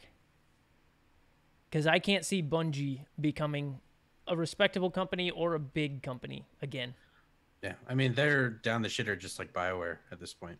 But the problem is Halo's down the shitter too, along with them. Well, Like, Well, So is that's Mass kind of- Effect. So is any kind of BioWare RPG. Like, yeah. I mean, 6 has potential. it does if they ignore the steps they took in 4 and 5. The actionable cutscenes were fucking stupid. Well, isn't it still 343 or whatever? Like if the ending of Halo yeah, it's 3, a different. It's a different. it's a different 343i, studio, I think, right? 343 Yeah. Industries or 343 Studios. Say Bungie, yeah. Bungie doesn't even do Halo anymore. Yeah, no, they lost Halo in like 2013, 2012. But After 3. no, like in Halo 3, the ending scene, the iconic fucking warthog ride as the Halo's collapsing around you and you jump into the fucking ship, that would have been a quick time event in Halo 4 and 5. Like the fight with the Didact on the bridge. Like it just the moves that they took in 4 and 5 made Halo far less enjoyable, and dropping the campaign, the multiplayer campaign was I loved split screen campaign Yeah. on the first 2. Oh my god, Halo 1 was amazing, and like the whole flood thing, you never expected it. It was totally just like Yeah. so good. It was a really cool twist. Yeah, I Even mean, though they it were was such a good That game. that level Fucking was actually demon lots. spooky. Yeah. I mean, those that whole game was so well done. Like it's kind of crazy. Yeah. They did such a good job with the controls. Were really good. I mean, for them to just drop a first-person shooter out of nowhere and have it be like that well polished, that much fun, that good looking, that good sounding, like everything. For them to be able to do that was just like, okay, But wow. I'll never forget the feel of the pistol in Halo 1. Yeah. yeah. Never made it to Halo 2, never made it to Halo 3, but it was so No, amazing. you had to buy the. I don't think anyone still plays it, obviously, but I bought the PC version just for that, because they had a PC port of Halo 1 that was like really Halo 1.5. It was originally Halo. Yeah. Like Halo 1 was originally a PC game. It was Yeah. meant to be marketed towards Macintosh, but they backed out of it, so Microsoft bought it up and made it an Xbox title. And it was in the first orange box. It was just like a little sub game in the orange box, or not the orange It box. was out way before the orange. Yeah, it was an orange box. It was Yeah, it was regular green box. It was Yeah, no. I still have the box. It was I was working at GameStop when that came out. it was originally like a demo. And then people loved it, so they made a full game and released a full game. I can't remember. Yeah, but I mean, I had the PC version was fantastic because they never released the PC version first. That was once they finally released it, they just released the Xbox version, then eventually came out with the PC version that was really like Halo 1.5, because it was Halo 1 campaign, but if you went to multiplayer, it had its own maps, but more importantly, it had the pistol with a mouse and keyboard, and still had the flying ship from Halo 2. Yeah, Banshee. Banshee, yeah, it still Yeah, had that was it in had Halo those 1 two, too. And not multiplayer. Halo's ads. Halo 2 and 3 had Halo 3 had the best ad campaign. the campaign. live action ones with Yeah, the with the like the little character, like the monuments and like the little. yeah the figures the and all. Yeah. UNSC museum. That was the best ad. Dude, some of those ads fucking almost brought me to tears. That shit was so good. And then Halo 4 comes out with the garbage of Hunt the Truth, which never turned into anything. It never. It kind of. I knew where they were going with it because I mean, I admit I bought and read all the Halo books, so like I saw where they were trying to go with Reach and 4, but like Reach was good. I enjoyed Reach. Those Yeah, they did- those commercials with the museum ones that we were just talking about. Wasn't that Neil Blomkamp that directed Maybe. those? Because he was supposed to do the live action movie like for Peter Jackson around the same time. Halo 3. because like before Reach was a game, like the Reach book is actually really good. Or at least it was when I was fucking 13 or whatever. Yeah, I've never read any of those, so I went and found some like audio versions like of the first like 2 or 3, and I tried to do it and I just couldn't couldn't get into it. They're not written great. I know a lot of people really like them, but a lot of people like all the Warhammer 40K novels too, and I don't care for those at all either. I've still read every WoW novel, so I mean, I'm biased in that sense where it's like, if I went back and reread them, yeah, they're probably not written great, but at the same time, when those came out, I was in freshman year of high school, Yeah. so of course I thought it was great. Yeah, I could like if I was young when they first came out and everything, I'm sure I wouldn't have an issue with them. But Yeah. trying to start reading them when I'm like 37, I'm just like, this isn't written well.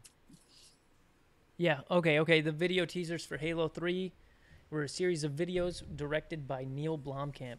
Yep. Yep. He's the guy that did District 9 and Chappie Oh man, and it's so good. and Elysium. Those trailers were the best video game trailers I've ever seen. Yeah, I There can was hear a- Matthew Cassandra getting a boner from here.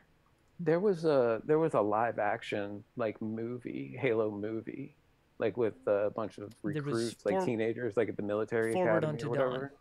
Yeah. It's pretty bad. You know, I actually enjoyed it. It was Like, I decent. didn't have high expectations for it. It was on Netflix. It was one of those things. Well, let me see. And I was like, I ended up watching the whole thing. I was like, yeah, it's not watched bad. the whole thing. Halo Legends, really good. Yeah, that is. Halo Legends, the 6-part animated series, Yeah. and then Nightfall was decent. But once again, that like all of the marketing that they did for Halo 4 doesn't really play into Halo 4's story at all. And Halo 4 doesn't really have that much of a story whereas that was the driving point of like 1 through 3. And even Reach, they had a very strong story behind them, where Halo 4 and Halo 5 they decided to fucking toss out the story and just focus on trying to make it another competitive first-person shooter. Yeah, I dislike when games don't have a good like single player campaign with like a good story. If all they're doing is just focusing on the multiplayer, it doesn't hold a lot of interest for me. Yeah, like I mean, you said, I like my multiplayer games. the but split screen campaign in Halo was the most fun I've had gaming. I want to play Titanfall 2 because that actually has a single player campaign that's supposed to be pretty good. I didn't know that. I gotta give Halo credit for that, because Halo is really, I'm pretty sure it's like the only first-person shooter that's had a good story. Yeah. I didn't know honest. Medal of Honor. Like, some of the old Metal, like they're all right. Like they were definitely above average compared to where it is now. Yeah. Like Halo was by far the only one that was good. Yeah. Well, Medal of Honor is the only shooter on You know what- PlayStation 1 that had a good single-player campaign. Or, I mean, or on they PlayStation. They had to though, because they didn't have like Xbox Live when Halo 1 came out. Yeah. There was no online portion to it then. So Yeah. it had to be a good, single player campaign or multiplayer campaign. Man. Like pretty much almost every other first-person shooter though, it's a shit story. I've It bought has a story. I've bought every single Halo game on release since Halo 3. And I don't know about Halo 6. I don't know if I'm going to, just because it's not the same style of game anymore. I would buy Halo 6, but I didn't buy anything after 2. Halo 3 was great. It was the best multiplayer online shooter. I'd In just my buy opinion. 6 because I don't have to buy a fucking Xbox for it. I did a Yeah. midnight release for Halo 2. Yeah, I heard that was huge. It was. Like the current Halos aren't good enough for me to buy an Xbox. No. Not even And close. that's the problem. They keep trying. They're not good enough, and they've lost like Well, plus it's the- still Microsoft, so now every exclusive you can just buy on Windows 10. yeah, they've lost all of the casual gamer appeal for Halo, where people would like stop by and be like, "Oh, I enjoy Call of Duty. I'll buy Halo too." Now, the only reason people will seek out to buy Halo is if they're a fan of the trilogy, the fan of the original series, because it's not that great of a game anymore. It's no longer heads above everything else. I mean, Yeah, you're right. Because honestly, Halo 4 and 5, I just watched YouTube playthroughs. Yeah. I was But- still interested in the story, but I just watched some random dude on the internet play through it and was like, cool, I got it. Bye. And the problem with that is that they're neglecting that fan base with all of the changes that they made, with all of these stupid quick time events, the drop of the major storylines, and the stupid so idiotic route that they took Cortana in Halo 5. Like, that's all alienated the serious Halo fans. Mm-hmm. Well, you're not even Master Chief anymore, really. You're like, I mean, for 5, you were him for half the game. Spoilers. Yeah. I don't think you have to do a spoilers on a Yeah. game like 5 years old. Yeah, but it's just like, you know, you're not even. It's not even like the same characters at this point. It's like, hey, here's a Spartan who's hunting Master Chief, and here's Master Chief who's gone rogue. Yeah, and having like that whole team dynamic thing, like it felt It was all clunky. right, actually. I thought it was all right for what it was. It felt clunky and forced. Like, I kind of liked Halo that's ODST also- though. Yeah, that's also me watching it because I'm not buying this shit. What's that one? well, ODST was shit when it came out, but with the release of the last 2 Halo titles, people are like, ODST wasn't that bad. Yeah, their opinion of it's increasing as they compare it to worse material. Yeah. Yeah, Like Halo 3 was considered the worst Halo game. And then ODST came out. Like, yeah, and then 4 came out, and people are like, okay, okay, ODST ODST's not wasn't that bad. bad. Yeah, what's the that CD Projekt Red game that like Cyberpunk one? Cyberpunk 2077. Yeah, I'm hyped on I know that's a ways out, I'm but hyped. that looks like it'll be Yeah, Yeah, really good. at this rate, it'll be 2077 by the time it comes out. and I'm okay with that. I may Yeah. buy I may Totally be okay with that because CD I may buy a Projekt Red. console. I may buy a console when that actually gets released. If you had the money, just buy a dope ass gaming computer. And I'm just saying that based off of like, okay, the last game, even now, Witcher 3, like I will tell anyone to always try to play that on a computer. And it's mostly just because of how much they put into how beautiful that game looks. A console can't touch it. Yeah, Yeah. I can't keyboard and mouse. Yeah, that's. I 'Cause mean, I you can never still- play- it- I never It's an played- RPG though. It's Yeah, an but RPG, so you can attach a controller to it. I was gonna say, That's yeah, what I you was can gonna still, say. yeah, you But can I- still attach a controller to your computer. And he's But got a can you Mac, still so he get- can't can play you get- computer games. Can you get full like? Do you get everything using the Yeah, you can. controller versus the keyboard? Yeah, you Yeah. can. You can set it up to do that. Yeah. Okay.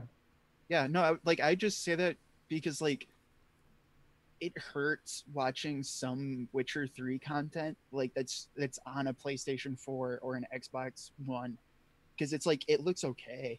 It looks good and then Right. like I launch it up like full 4K on a computer and it's just jaw-dropping. Even still it's still like now a 3 or 4-year-old game and it just doesn't do it justice. Yeah. Because they put so much into how beautiful those games look. So could I build like a dope gaming rig, and then be able to like use my TV as the monitor and a controller? Yeah. Totally. Okay. Maybe I will do that. Yeah, just like all by then, like all the graphics cards definitely have HDMI 2.0 on it. It's just an HDMI cable to your TV. It'll run it 4K, 60 hertz easily. And then yeah, and you can just sit on your couch and do that. But it'll just look beautiful. Maybe And I'll it'll build feel much better because you'll have higher frame rate. maybe I'll build a media server / gaming rig for the living room. Yeah, like that is one of those few games that I'm like, because I'm assuming this will be the same just based off of CD Projekt Red's track record. Like, they put so much into how beautiful those games work. Like, look, that it does make a huge difference. Work on a Mac, Jerry. Like, No. it wouldn't work like on the Mac Mini. Well, if you had a Mac Mini, yeah, but I would still tell you to boot camp probably Mhm. into Windows. Yeah. And then it would still probably work, but like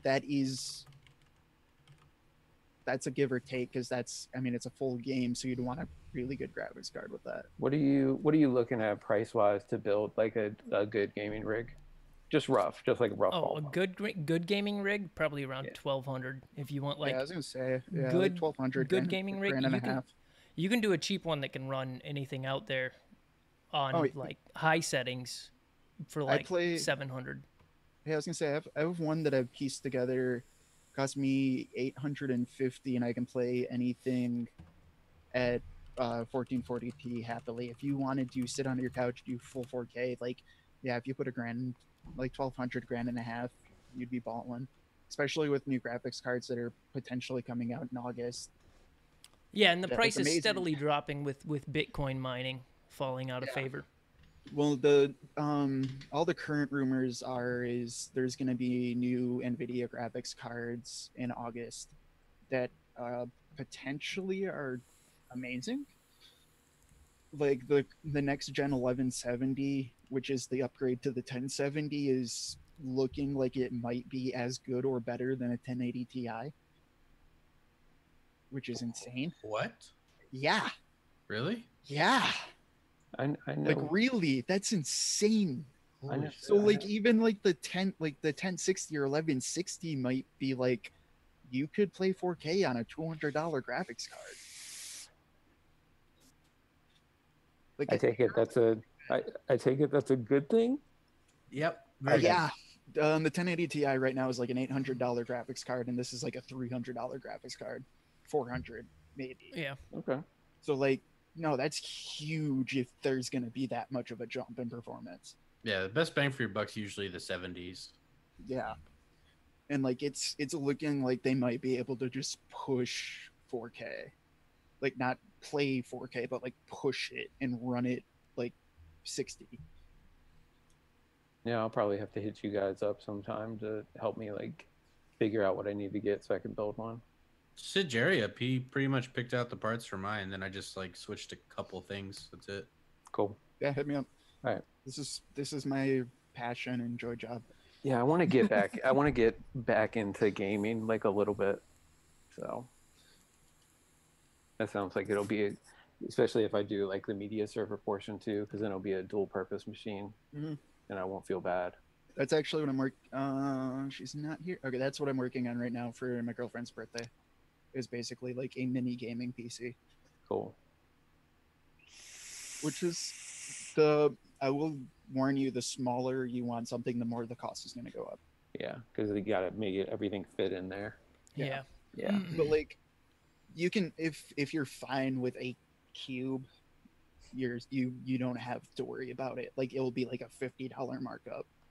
If you want something tiny, yeah, no, just no.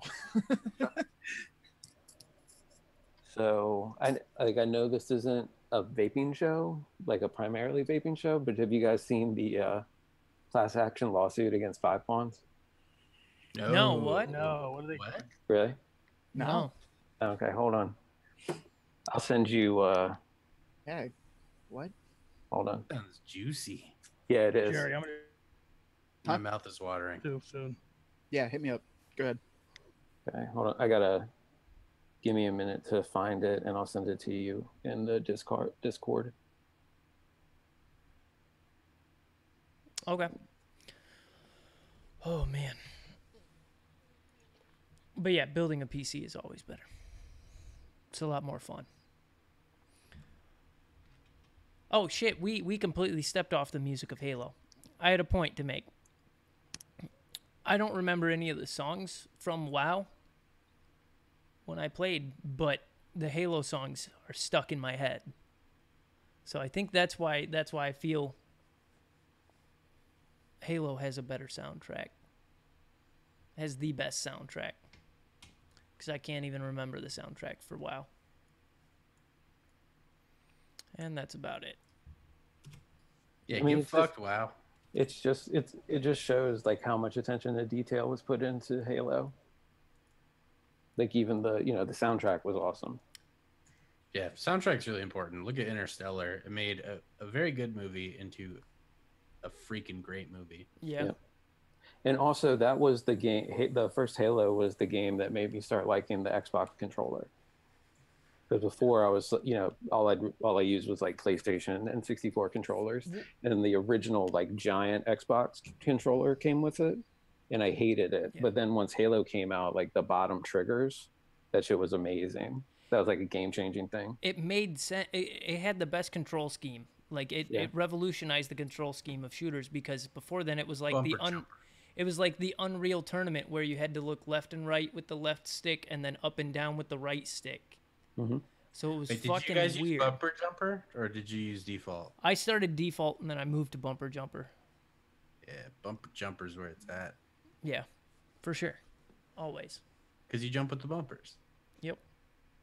Yeah, but those bottom triggers were like, after I played Halo with those, I loved that. I wish the PlayStation had them. The PlayStation triggers, like, my fingers slip off of them. I don't like that. Yeah. Xbox had like Jade Empire, KOTOR, and Halo, and those were all like some of the best games ever made. And then it had a bunch of shit. Yeah. Yeah. The first gen of Xbox games, there definitely were a lot of dogs in there. I don't know. I've always been more team PlayStation, but that's mostly because of what I had. Mm-hmm. Yeah. Growing up, like I always had I was Nintendo. PlayStation stuff. Yeah, I was Nintendo growing up and then turned into PlayStation. Yeah, I mean Final Fantasy. You know what I mean? When 10 came out. Yeah, for me, it's always been pick one or the other, and then add a Nintendo system. Yeah. I grew up with Nintendo, and then when PlayStation started coming out, I went towards those just because it was like, well, okay, I had a PlayStation 1 with a lot of games, so I bought a PlayStation 2 because I could play it instead of an Xbox. Yep. I grew up with Nintendo too, but it came with Duck Hunt. I had one of those, dude. My dad had one of those, and then I played it. That was. Remember the robot? What the fuck did that robot do? Did anybody ever know? Robbie the robot. What was that? There's an angry video game nerd episode on him on the robot. Did you ever play that game? Did you ever know what it was for? No. I watched the video. Like I watched that episode, and it was funny. It didn't do a whole lot. It only interacted with like a couple games, and it never worked properly. It moved. Remember? Yeah. I have no idea. I remember it came with the original Nintendo. It just never did anything. It was like the Power Glove. Part of me has also always wanted, Yeah, the power. or at least recently, I've wanted old computers from like the 80s, 70s era from England, like the Sinclair. Commodore? No, we have Commodores. Well, like my dad has Commodores, so I grew up with those. But like I want like a Sinclair or something like that, like these old microcomputers that used to be like in like just you'd see it in a magazine for $130. And like I want to dick around with that. It just runs basic and it's like, cool, dude, I just want to play with this. Okay. They don't do much though, right? Well, those were great for gamings, but they didn't really catch on in the US. So it would be harder for me to find one. Probably they just play games, basically. Like those were like early consoles for a lot of the world. Probably anything you could get on a Commodore. Like if you could get it on a VIC-20, it would play on a Sinclair. Yeah, I never had even growing up. I never had a PC like Windows. I've never had that.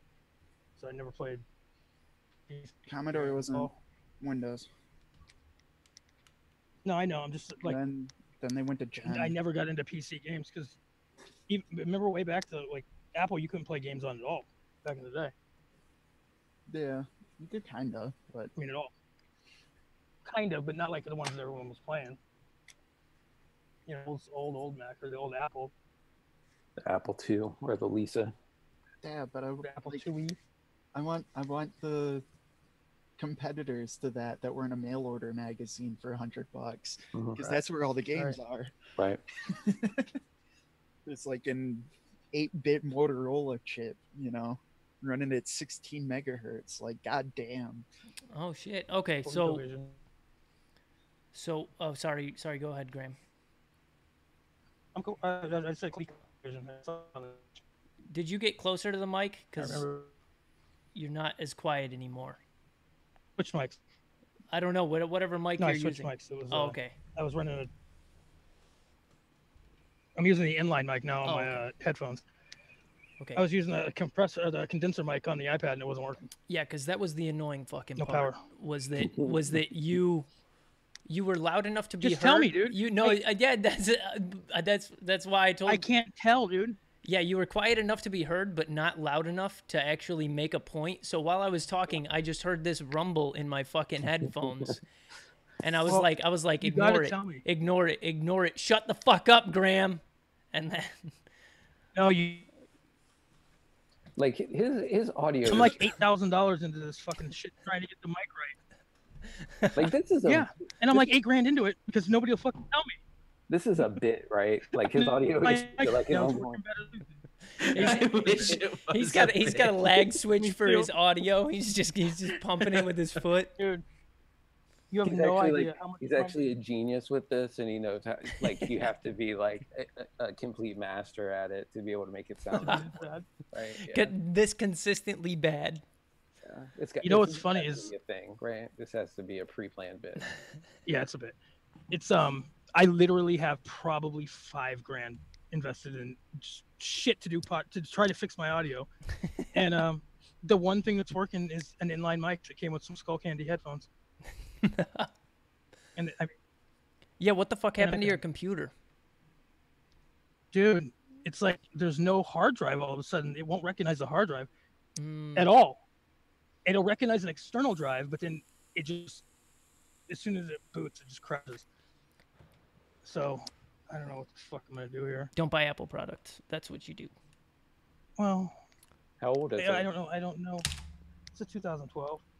2012 can be like upgraded. It's before they started soldering everything to the boards. Oh, okay. So Then- Moral of the I story, know what I'm doing. Have a 7-year-old computer. yeah, but the 2012 is fine right now with that because everything's replaced basically. It's Doesn't just sound like it. no. I know. I probably have to. I don't know. Everyone. Yeah. No, I'm just saying. I mean, I absolutely know what I'm doing with the Max, but it's just No, no. I can't. It won't mount, and I don't know. It's a fucking error. It works. I was using it yesterday. It works sporadically. That's the problem. Like every other fucking thing in my life, it just works sporadically. It'll work, and I'll be like, oh, it's cool, and then it just won't work. Yesterday when we were talking yesterday, that was what I was using. Yeah, just get a new hard drive, install the Yeah, I gotta do. operating system on it. But if I take the hard drive out and plug it into an external drive, it'll work. So it might be the ribbon. I don't know. Okay, so I read this class action lawsuit, and they bring up some good points. It's not. I'll wait to explain it, and then I'll give my opinions on it. So it was filed in the District Court, Central District of California, Southern Division, by Dwayne Robert Green, Sean Randall Thomas, and James Herzl on behalf of themselves and all others similarly situated versus Five Ponds Incorporated. They are bringing forth this lawsuit because Five Ponds e-liquids contained hazardous substances known as diacetyl acetopropanol, in addition to propylene glycol, glycerin, nicotine, and flavorings. The DA and AP levels detected for certain particular flavors of the defendant's e-liquids represent the highest concentration that has ever been seen in any e-liquid. Now, the part that's weird to me is after that they say some e-liquids manufactured by other companies are sold without DAAP, propylene glycol, nicotine, or flavors. And I'm like, I've never seen Really bad. an e-liquid sold without flavors as an e-liquid. And all e-liquids are available without nicotine. But that comes into play later.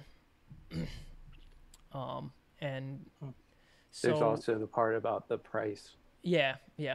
which is funny.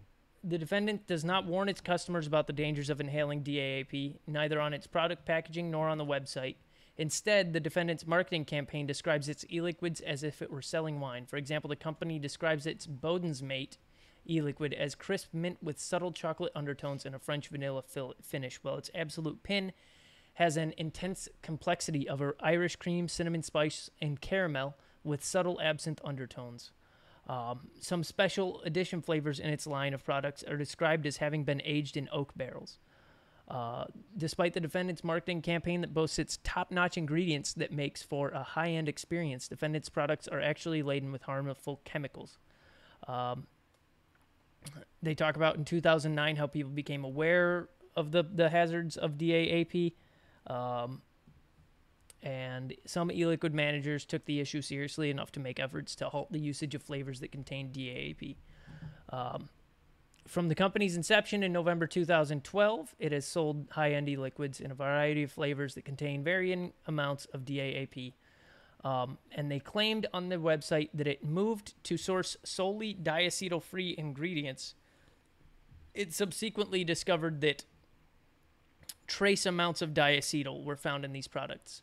A number of tests done on the defendant's e-liquids, including one performed by a laboratory retained by the defendant in September 2014, showed the defendant's e-liquids contain DA and AP, sometimes at substantially more than trace amounts, contradicting the claim that it uses diacetyl-free flavorings.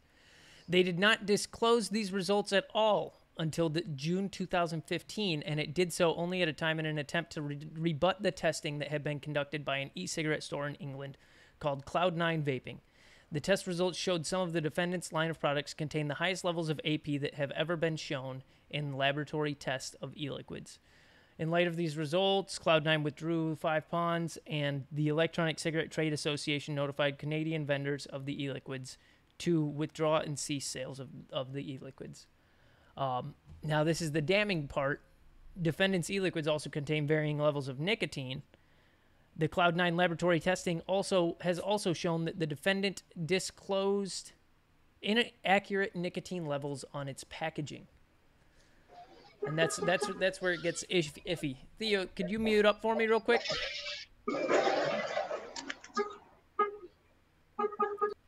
Thank you. The defendant has employed numerous methods to convey to consumers throughout the United States its deceptive, false, and misleading message about its e-liquids, including its packaging, product inserts, communications with its customers via email or internet forums, and its website. Yeah, so the defendant charges one of the highest. Defendant was able to charge more than what its e-liquids would have been worth had it disclosed the truth about them. In fact, defendant charges one of the highest prices for e-liquids in the e-liquid industry at $27.50 for 30 milliliters and $37.50 for its limited edition Castle Long Reserve. Plaintiffs bring this class in private attorney general action against the defendant on behalf of themselves, all that fun stuff. So, yeah. So, I mean, they fucked themselves. Like, this is entirely like their own fault, and it's not like the issue isn't even if there's diketones in their products, right? The issue is that they lied and were misleading like multiple times, like in multiple different ways over like a couple years. They like kept doing the same things. Yeah. That's what the biggest problem is. Like, I think that's going to be what really hurts them. Not what's in the product, but the way that they lied about it and were deliberately misleading about, which I hate to say because I do enjoy. Castle Long Reserve is like top 10 all time. Wasn't 5 Ponds one of those groups who was like saying aged in oak barrels? And that's the Castle Long Reserve. Yeah, that's the one that they do that. Yeah. Well, that I think that was point 12. Point 12 is despite defendant's marketing campaign that boasts its top-notch ingredients, makes for a high-end experience, it's actually laden with harmful chemicals. Mm-hmm. And it's just like, yeah, I don't even think the oak barrel steeping is necessary for Castle Long Reserve. I think if they just put it in a big jug and like put it in a cool dark place for the same amount of time, it would. I don't think there would be that much of a taste difference. Probably not. You know what I mean? I don't think it really is going to pick up all that much from a charred oak barrel. Well, I mean, like unless you're putting beer in a whiskey barrel, you're really not ever going to get too much from a whiskey barrel, or like an oak barrel. I mean, I see why they did it. It's a neat idea. You know what I mean? It's definitely, that's something that you would see like a company that wants to consider itself premium as doing, So I don't have an issue. I don't think it really does anything, but I don't have an issue with them doing the aging on that. Yeah. I do have an issue with them like not being truthful They I go doubt their on. test results. They go on to show the test results and stuff. And in addition, Russell Wishtart, consumer activist, vaping guru, and host of the popular podcast Click Bang, aired a telephone conversation on his July 1st, 2015 episode between Wishtart and a Five Ponds representative. They phoned Five Ponds to ask if their e-liquids, specifically the Absolute Pin and Bowden's Mate flavors, the ones that contain, 2,500 and 2,200 parts per million of acetylpropanol. If the flavors contain AP, the Five Ponds employee answered that the liquids in question contain trace amounts, then clarified that their test results contain not detectable levels of AP. However, the defendant's own test results from September 2014 show that Absolute Pin contains 290 micrograms per milliliter of AP, and that Bowden's Mate contains 627.7 micrograms per milliliter. Mm-hmm. So, and not just that too, but when they got called out on it in 2014 and they like presented their own test results, then the following spring they said that they retested everything again and like put the new test results up, and people looked at it and 5 of the flavors had the exact same measurements as the tests that were done like 6 months previously. yeah, So everybody's like, no, you can't, like, you won't get the exact same result. You won't get the exact same number of micrograms on another analysis. So then they had to admit that they didn't actually retest 5 flavors. yeah, they didn't release the test results until 2015 when Cloud9 released theirs. Yeah. But then they were like, yeah, here's our test results. And people looked at it and they were like, wait, you have the same results for 5 of these flavors already. Like, that's not a thing. And then they had to admit, they were like, oh yeah, we didn't test these other ones. But the way it was presented, like, they said that they retested everything, and then they didn't actually like notate. You have to like go into like the reports page to see that there's asterisks next to those 5 flavors saying that they weren't retested, but it's not easily visible like on the front page when you go to look at it. That's what like that kind of stuff, like this being deliberately mistruthful or misleading, is what I have the biggest issue with. Yeah. You know, and then also it's just sloppy to not take care of to double check on your nicotine levels on finished products that you're going to be selling to the customer. Yeah. Like, there's no excuse for selling wrong nicotine. Yeah, but it's one of those things too where it's like, is it really that hard to say, hey, yeah, there's DAP in it? No, but they went and made a big statement. And like, I don't want anybody to take this wrong. Like, if anybody from Five Ponds, Jay, or any of you guys, if you see this, like, I'm not trying to like beat you up, because I do like your products. I've always been a fan of like your presentation. You were like the first company that figured out how to like present yourself as like a lifestyle brand of e-liquid. And like I said, the Castle Long Reserve is in my top 10 of all time.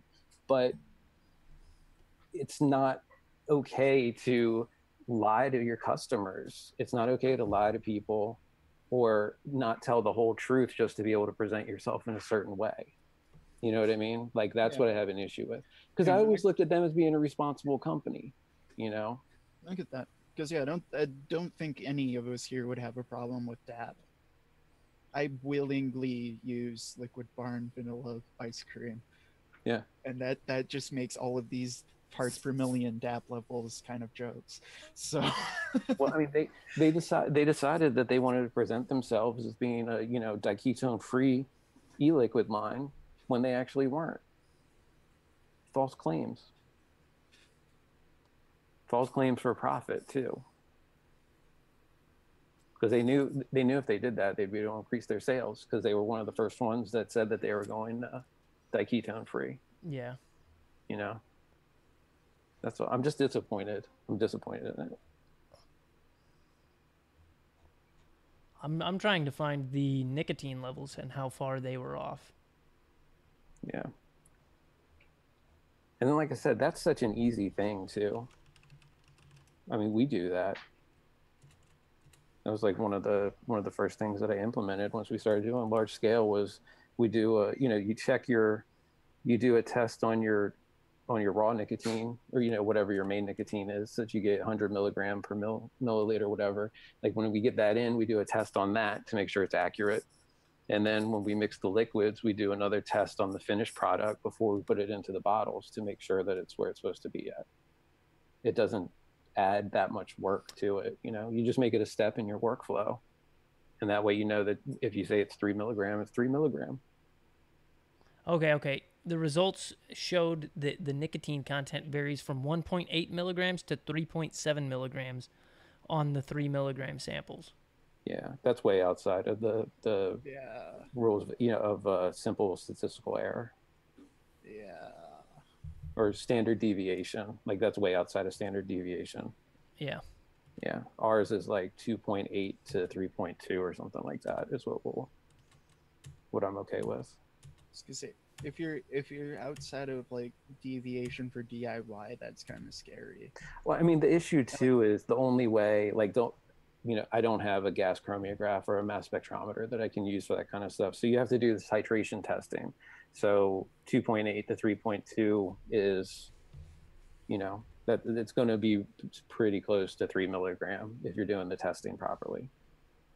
Yeah. Yeah. No, I'm not saying it like that. I'm just more mean like, I have onset Parkinson's basically. Like I can easily put 3.5 in when I mean to put in 3. Mm-hmm. Like as a DIY, but like if you're really stretching that's where it starts getting like I mean, scary. I use 3 milligram pre-mixed base, and none of my recipes will drop down to 1.8 after I finish mixing. Like, and that's with not even caring about like the strength. Like I don't even take the percentage of the ingredients into account, because 10% would drop it to 2.7. Like, I don't know. Yeah. And like I said, if you're going to be a professional e-liquid company, that these are the sorts of things that you should be doing. Well, always. What's more I would have to assume it's gotten better. Like I would feel like it's had to have gotten better, because there is pending regulations, and that's where like you have more of a pressure to not fuck up if you're trying to lazy, get regulation. Wow, this was filed in 2015. Right, because I saw that. Like this is a old filing, so it's like it finally started moving through the system again. Okay. Right, but like what I mean though is like, since that happened, I feel like there's a chance that they would be on the up and up. You know what I mean? People don't realize. They don't think about things like that a lot of times. I mean, I feel like if you own a business and I know, but like pending regulation saying, "Hey, we're gonna look at this shit," you'd probably be more concerned. Go into a lot of vape shops and ask them if they know what's going on. Oh no, I'm not talking about the vape shops. You know what I mean? Yeah, I mean the responsibility know about their own business. Yeah. The responsibility for that is always on the manufacturer, not on the seller. Right. No, like, I know. I feel like the manufacturer's got to like. I would hope that they're paying a lot more attention now. Like, I mean, they should have been paying. They should have been paying attention anyways, because nicotine is a hazardous substance, you know. And you should be giving the people what they actually are paying for, like what they're ordering. If they're ordering 6 milligram per milliliter, then that's what they should be getting when they purchase it. Yeah. You know, like, not just that you would think they'd be doing about any company. You wouldn't think just like any company would be doing good solely on the fact that the regulations are going to be coming down. But like any company that gets like called out on stuff like this, you would think that they would make it a priority to correct the issues so they don't continue to happen. Right, and I don't see that as happening with this. Okay. I guess that's what I was trying to get at, because like that it would assume that like, hey, if you have a lawsuit coming your way, and then also, by the way, your entire industry is being regulated and you're seen as one of the, you know, you're one of the big dogs. Like, if there's ever a time to get your shit together, that's it. I mean, it shouldn't even require like a lawsuit. It should just be like, if you get customer complaints about stuff, like, you know what I mean? If you have, if you have your paying customers are raising concerns about certain things, you should definitely address them. At least examine and decide if there is something that's actually wrong that should be done. Because you do get a lot of, you always have customers that have problems with random things, you know, with whatever their particular pet peeve is, you know, so you can't do that. But if you're getting like multiple concerns raised on a single issue from multiple different people or multiple different, companies or whatever, like you should really probably look at that and see if you need to do something and then announce that you're going to do it and then actually do it and follow through. Well, there's the problem. No one does that anymore. Yeah. No Like, one does. I'm not disagreeing with you, but Yeah. I'm just trying to like think of like, there's ways out of it, and I would hope they would be taking the ways out of it, but You'd that's think up they to would. them. That's entirely up to them. That's not me. Yeah, it is. Like I said, it's disappointing because I've always liked. I mean, I always thought it was too expensive, but I've always liked 5 Pawns, and I like the guys that make it. Like I know some of the original people, and I know like a couple of the current people as well, and I like them. I think that's a case of a company getting too big too quick, and then just like losing sight of what they're doing. Maybe. It may be. I think they had an image that they wanted to preserve, Mm-hmm. and they banked on the community not being informed enough Apple. to call them out. I had to. Yeah, like Apple making their new MacBook Pros too thin to meet their. No, that's everyone. UI9. Don't get me started on that. That's everyone. Yeah, but not every single company is doing this right now, and it's pissing me. But the fuck Apple had like the worst drop in performance off. They didn't. compared Dell to did. quoted. Dell did. Yep. No, Dell's done it. Apple's done it. Sony Vaio. MSI's okay. Most of the gaming companies are doing okay because they're not afraid to realize, hey, this is a 45-watt part, which has always existed. This i9 bullshit has always existed as an HQ line, and it's always been meant for, the gaming laptops, those things that are 5 inches thick or whatever, and just monster desktop replacements. That's what this series of chip has always been there for. And now everyone's trying to shove it in an ultrabook, and it's driving me insane. Are you talking about the thermal throttling issue with the? I read yesterday, like from a couple places, that was actually a software. Like they're doing a software patch. No, they're doing a software patch that will fix it. It will fix it, but it won't fix the hard lying issue. They should make it out of concrete. What they're Just the fact that it's hard to cool something that's right. Because what they're doing is what that patch is basically is it stops the throttle layer or like limitations. There's built-in limitations on that, like, so hey, if it gets to this temperature, it will throttle itself, and they're trying to make it so it doesn't do that, so you're always hitting what is advertised, which is fine, but it's still producing enough heat that it's going to eventually cause thermal degradation. It is still going to eventually ruin that processor. Yeah, it's going to shorten the lifespan of the product. Exactly. Yeah, and that's partially on Apple, but it's more just on all of them, because if they just use the regular laptop parts, the 15-watt things that like the current i7 is, no one would be having these issues. Right. Everyone would be completely fine, and it's just the normal. It's form the over normal lap. Yeah.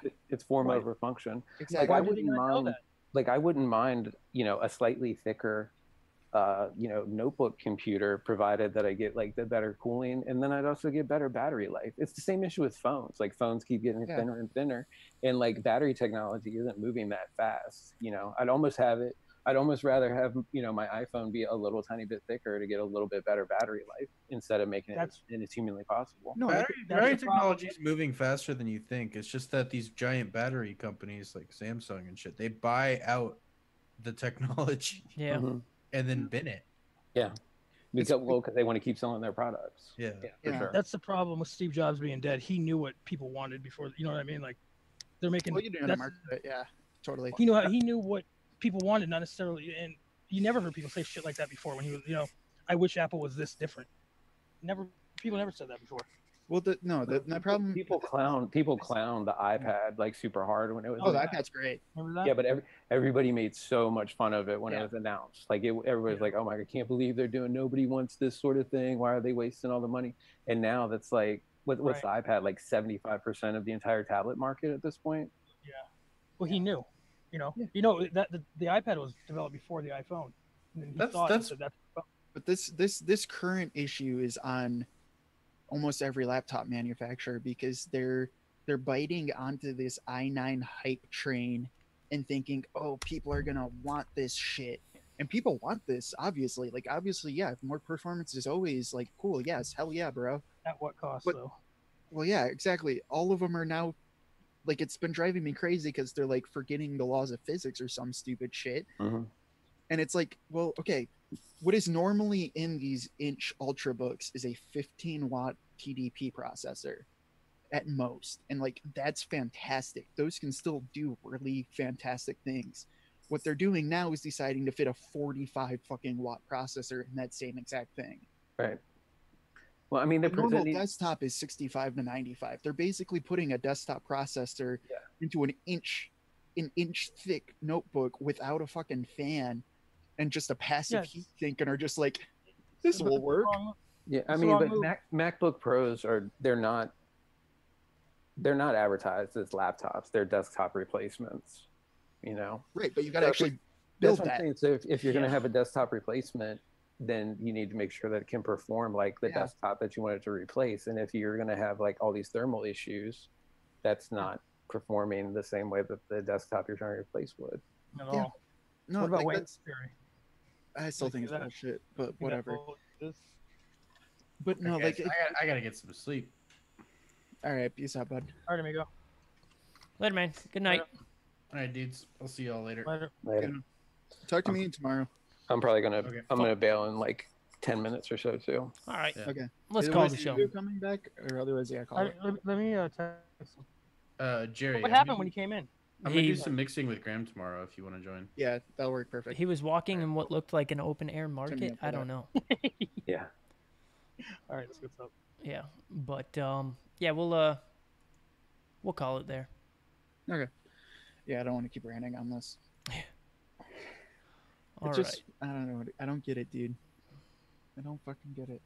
I mean, my issue with the phones getting thinner is it doesn't really matter because the first thing everybody does when they get a new phone is put a case on it. Yeah. You know what I mean? So like, And usually a battery case, if that. Yep.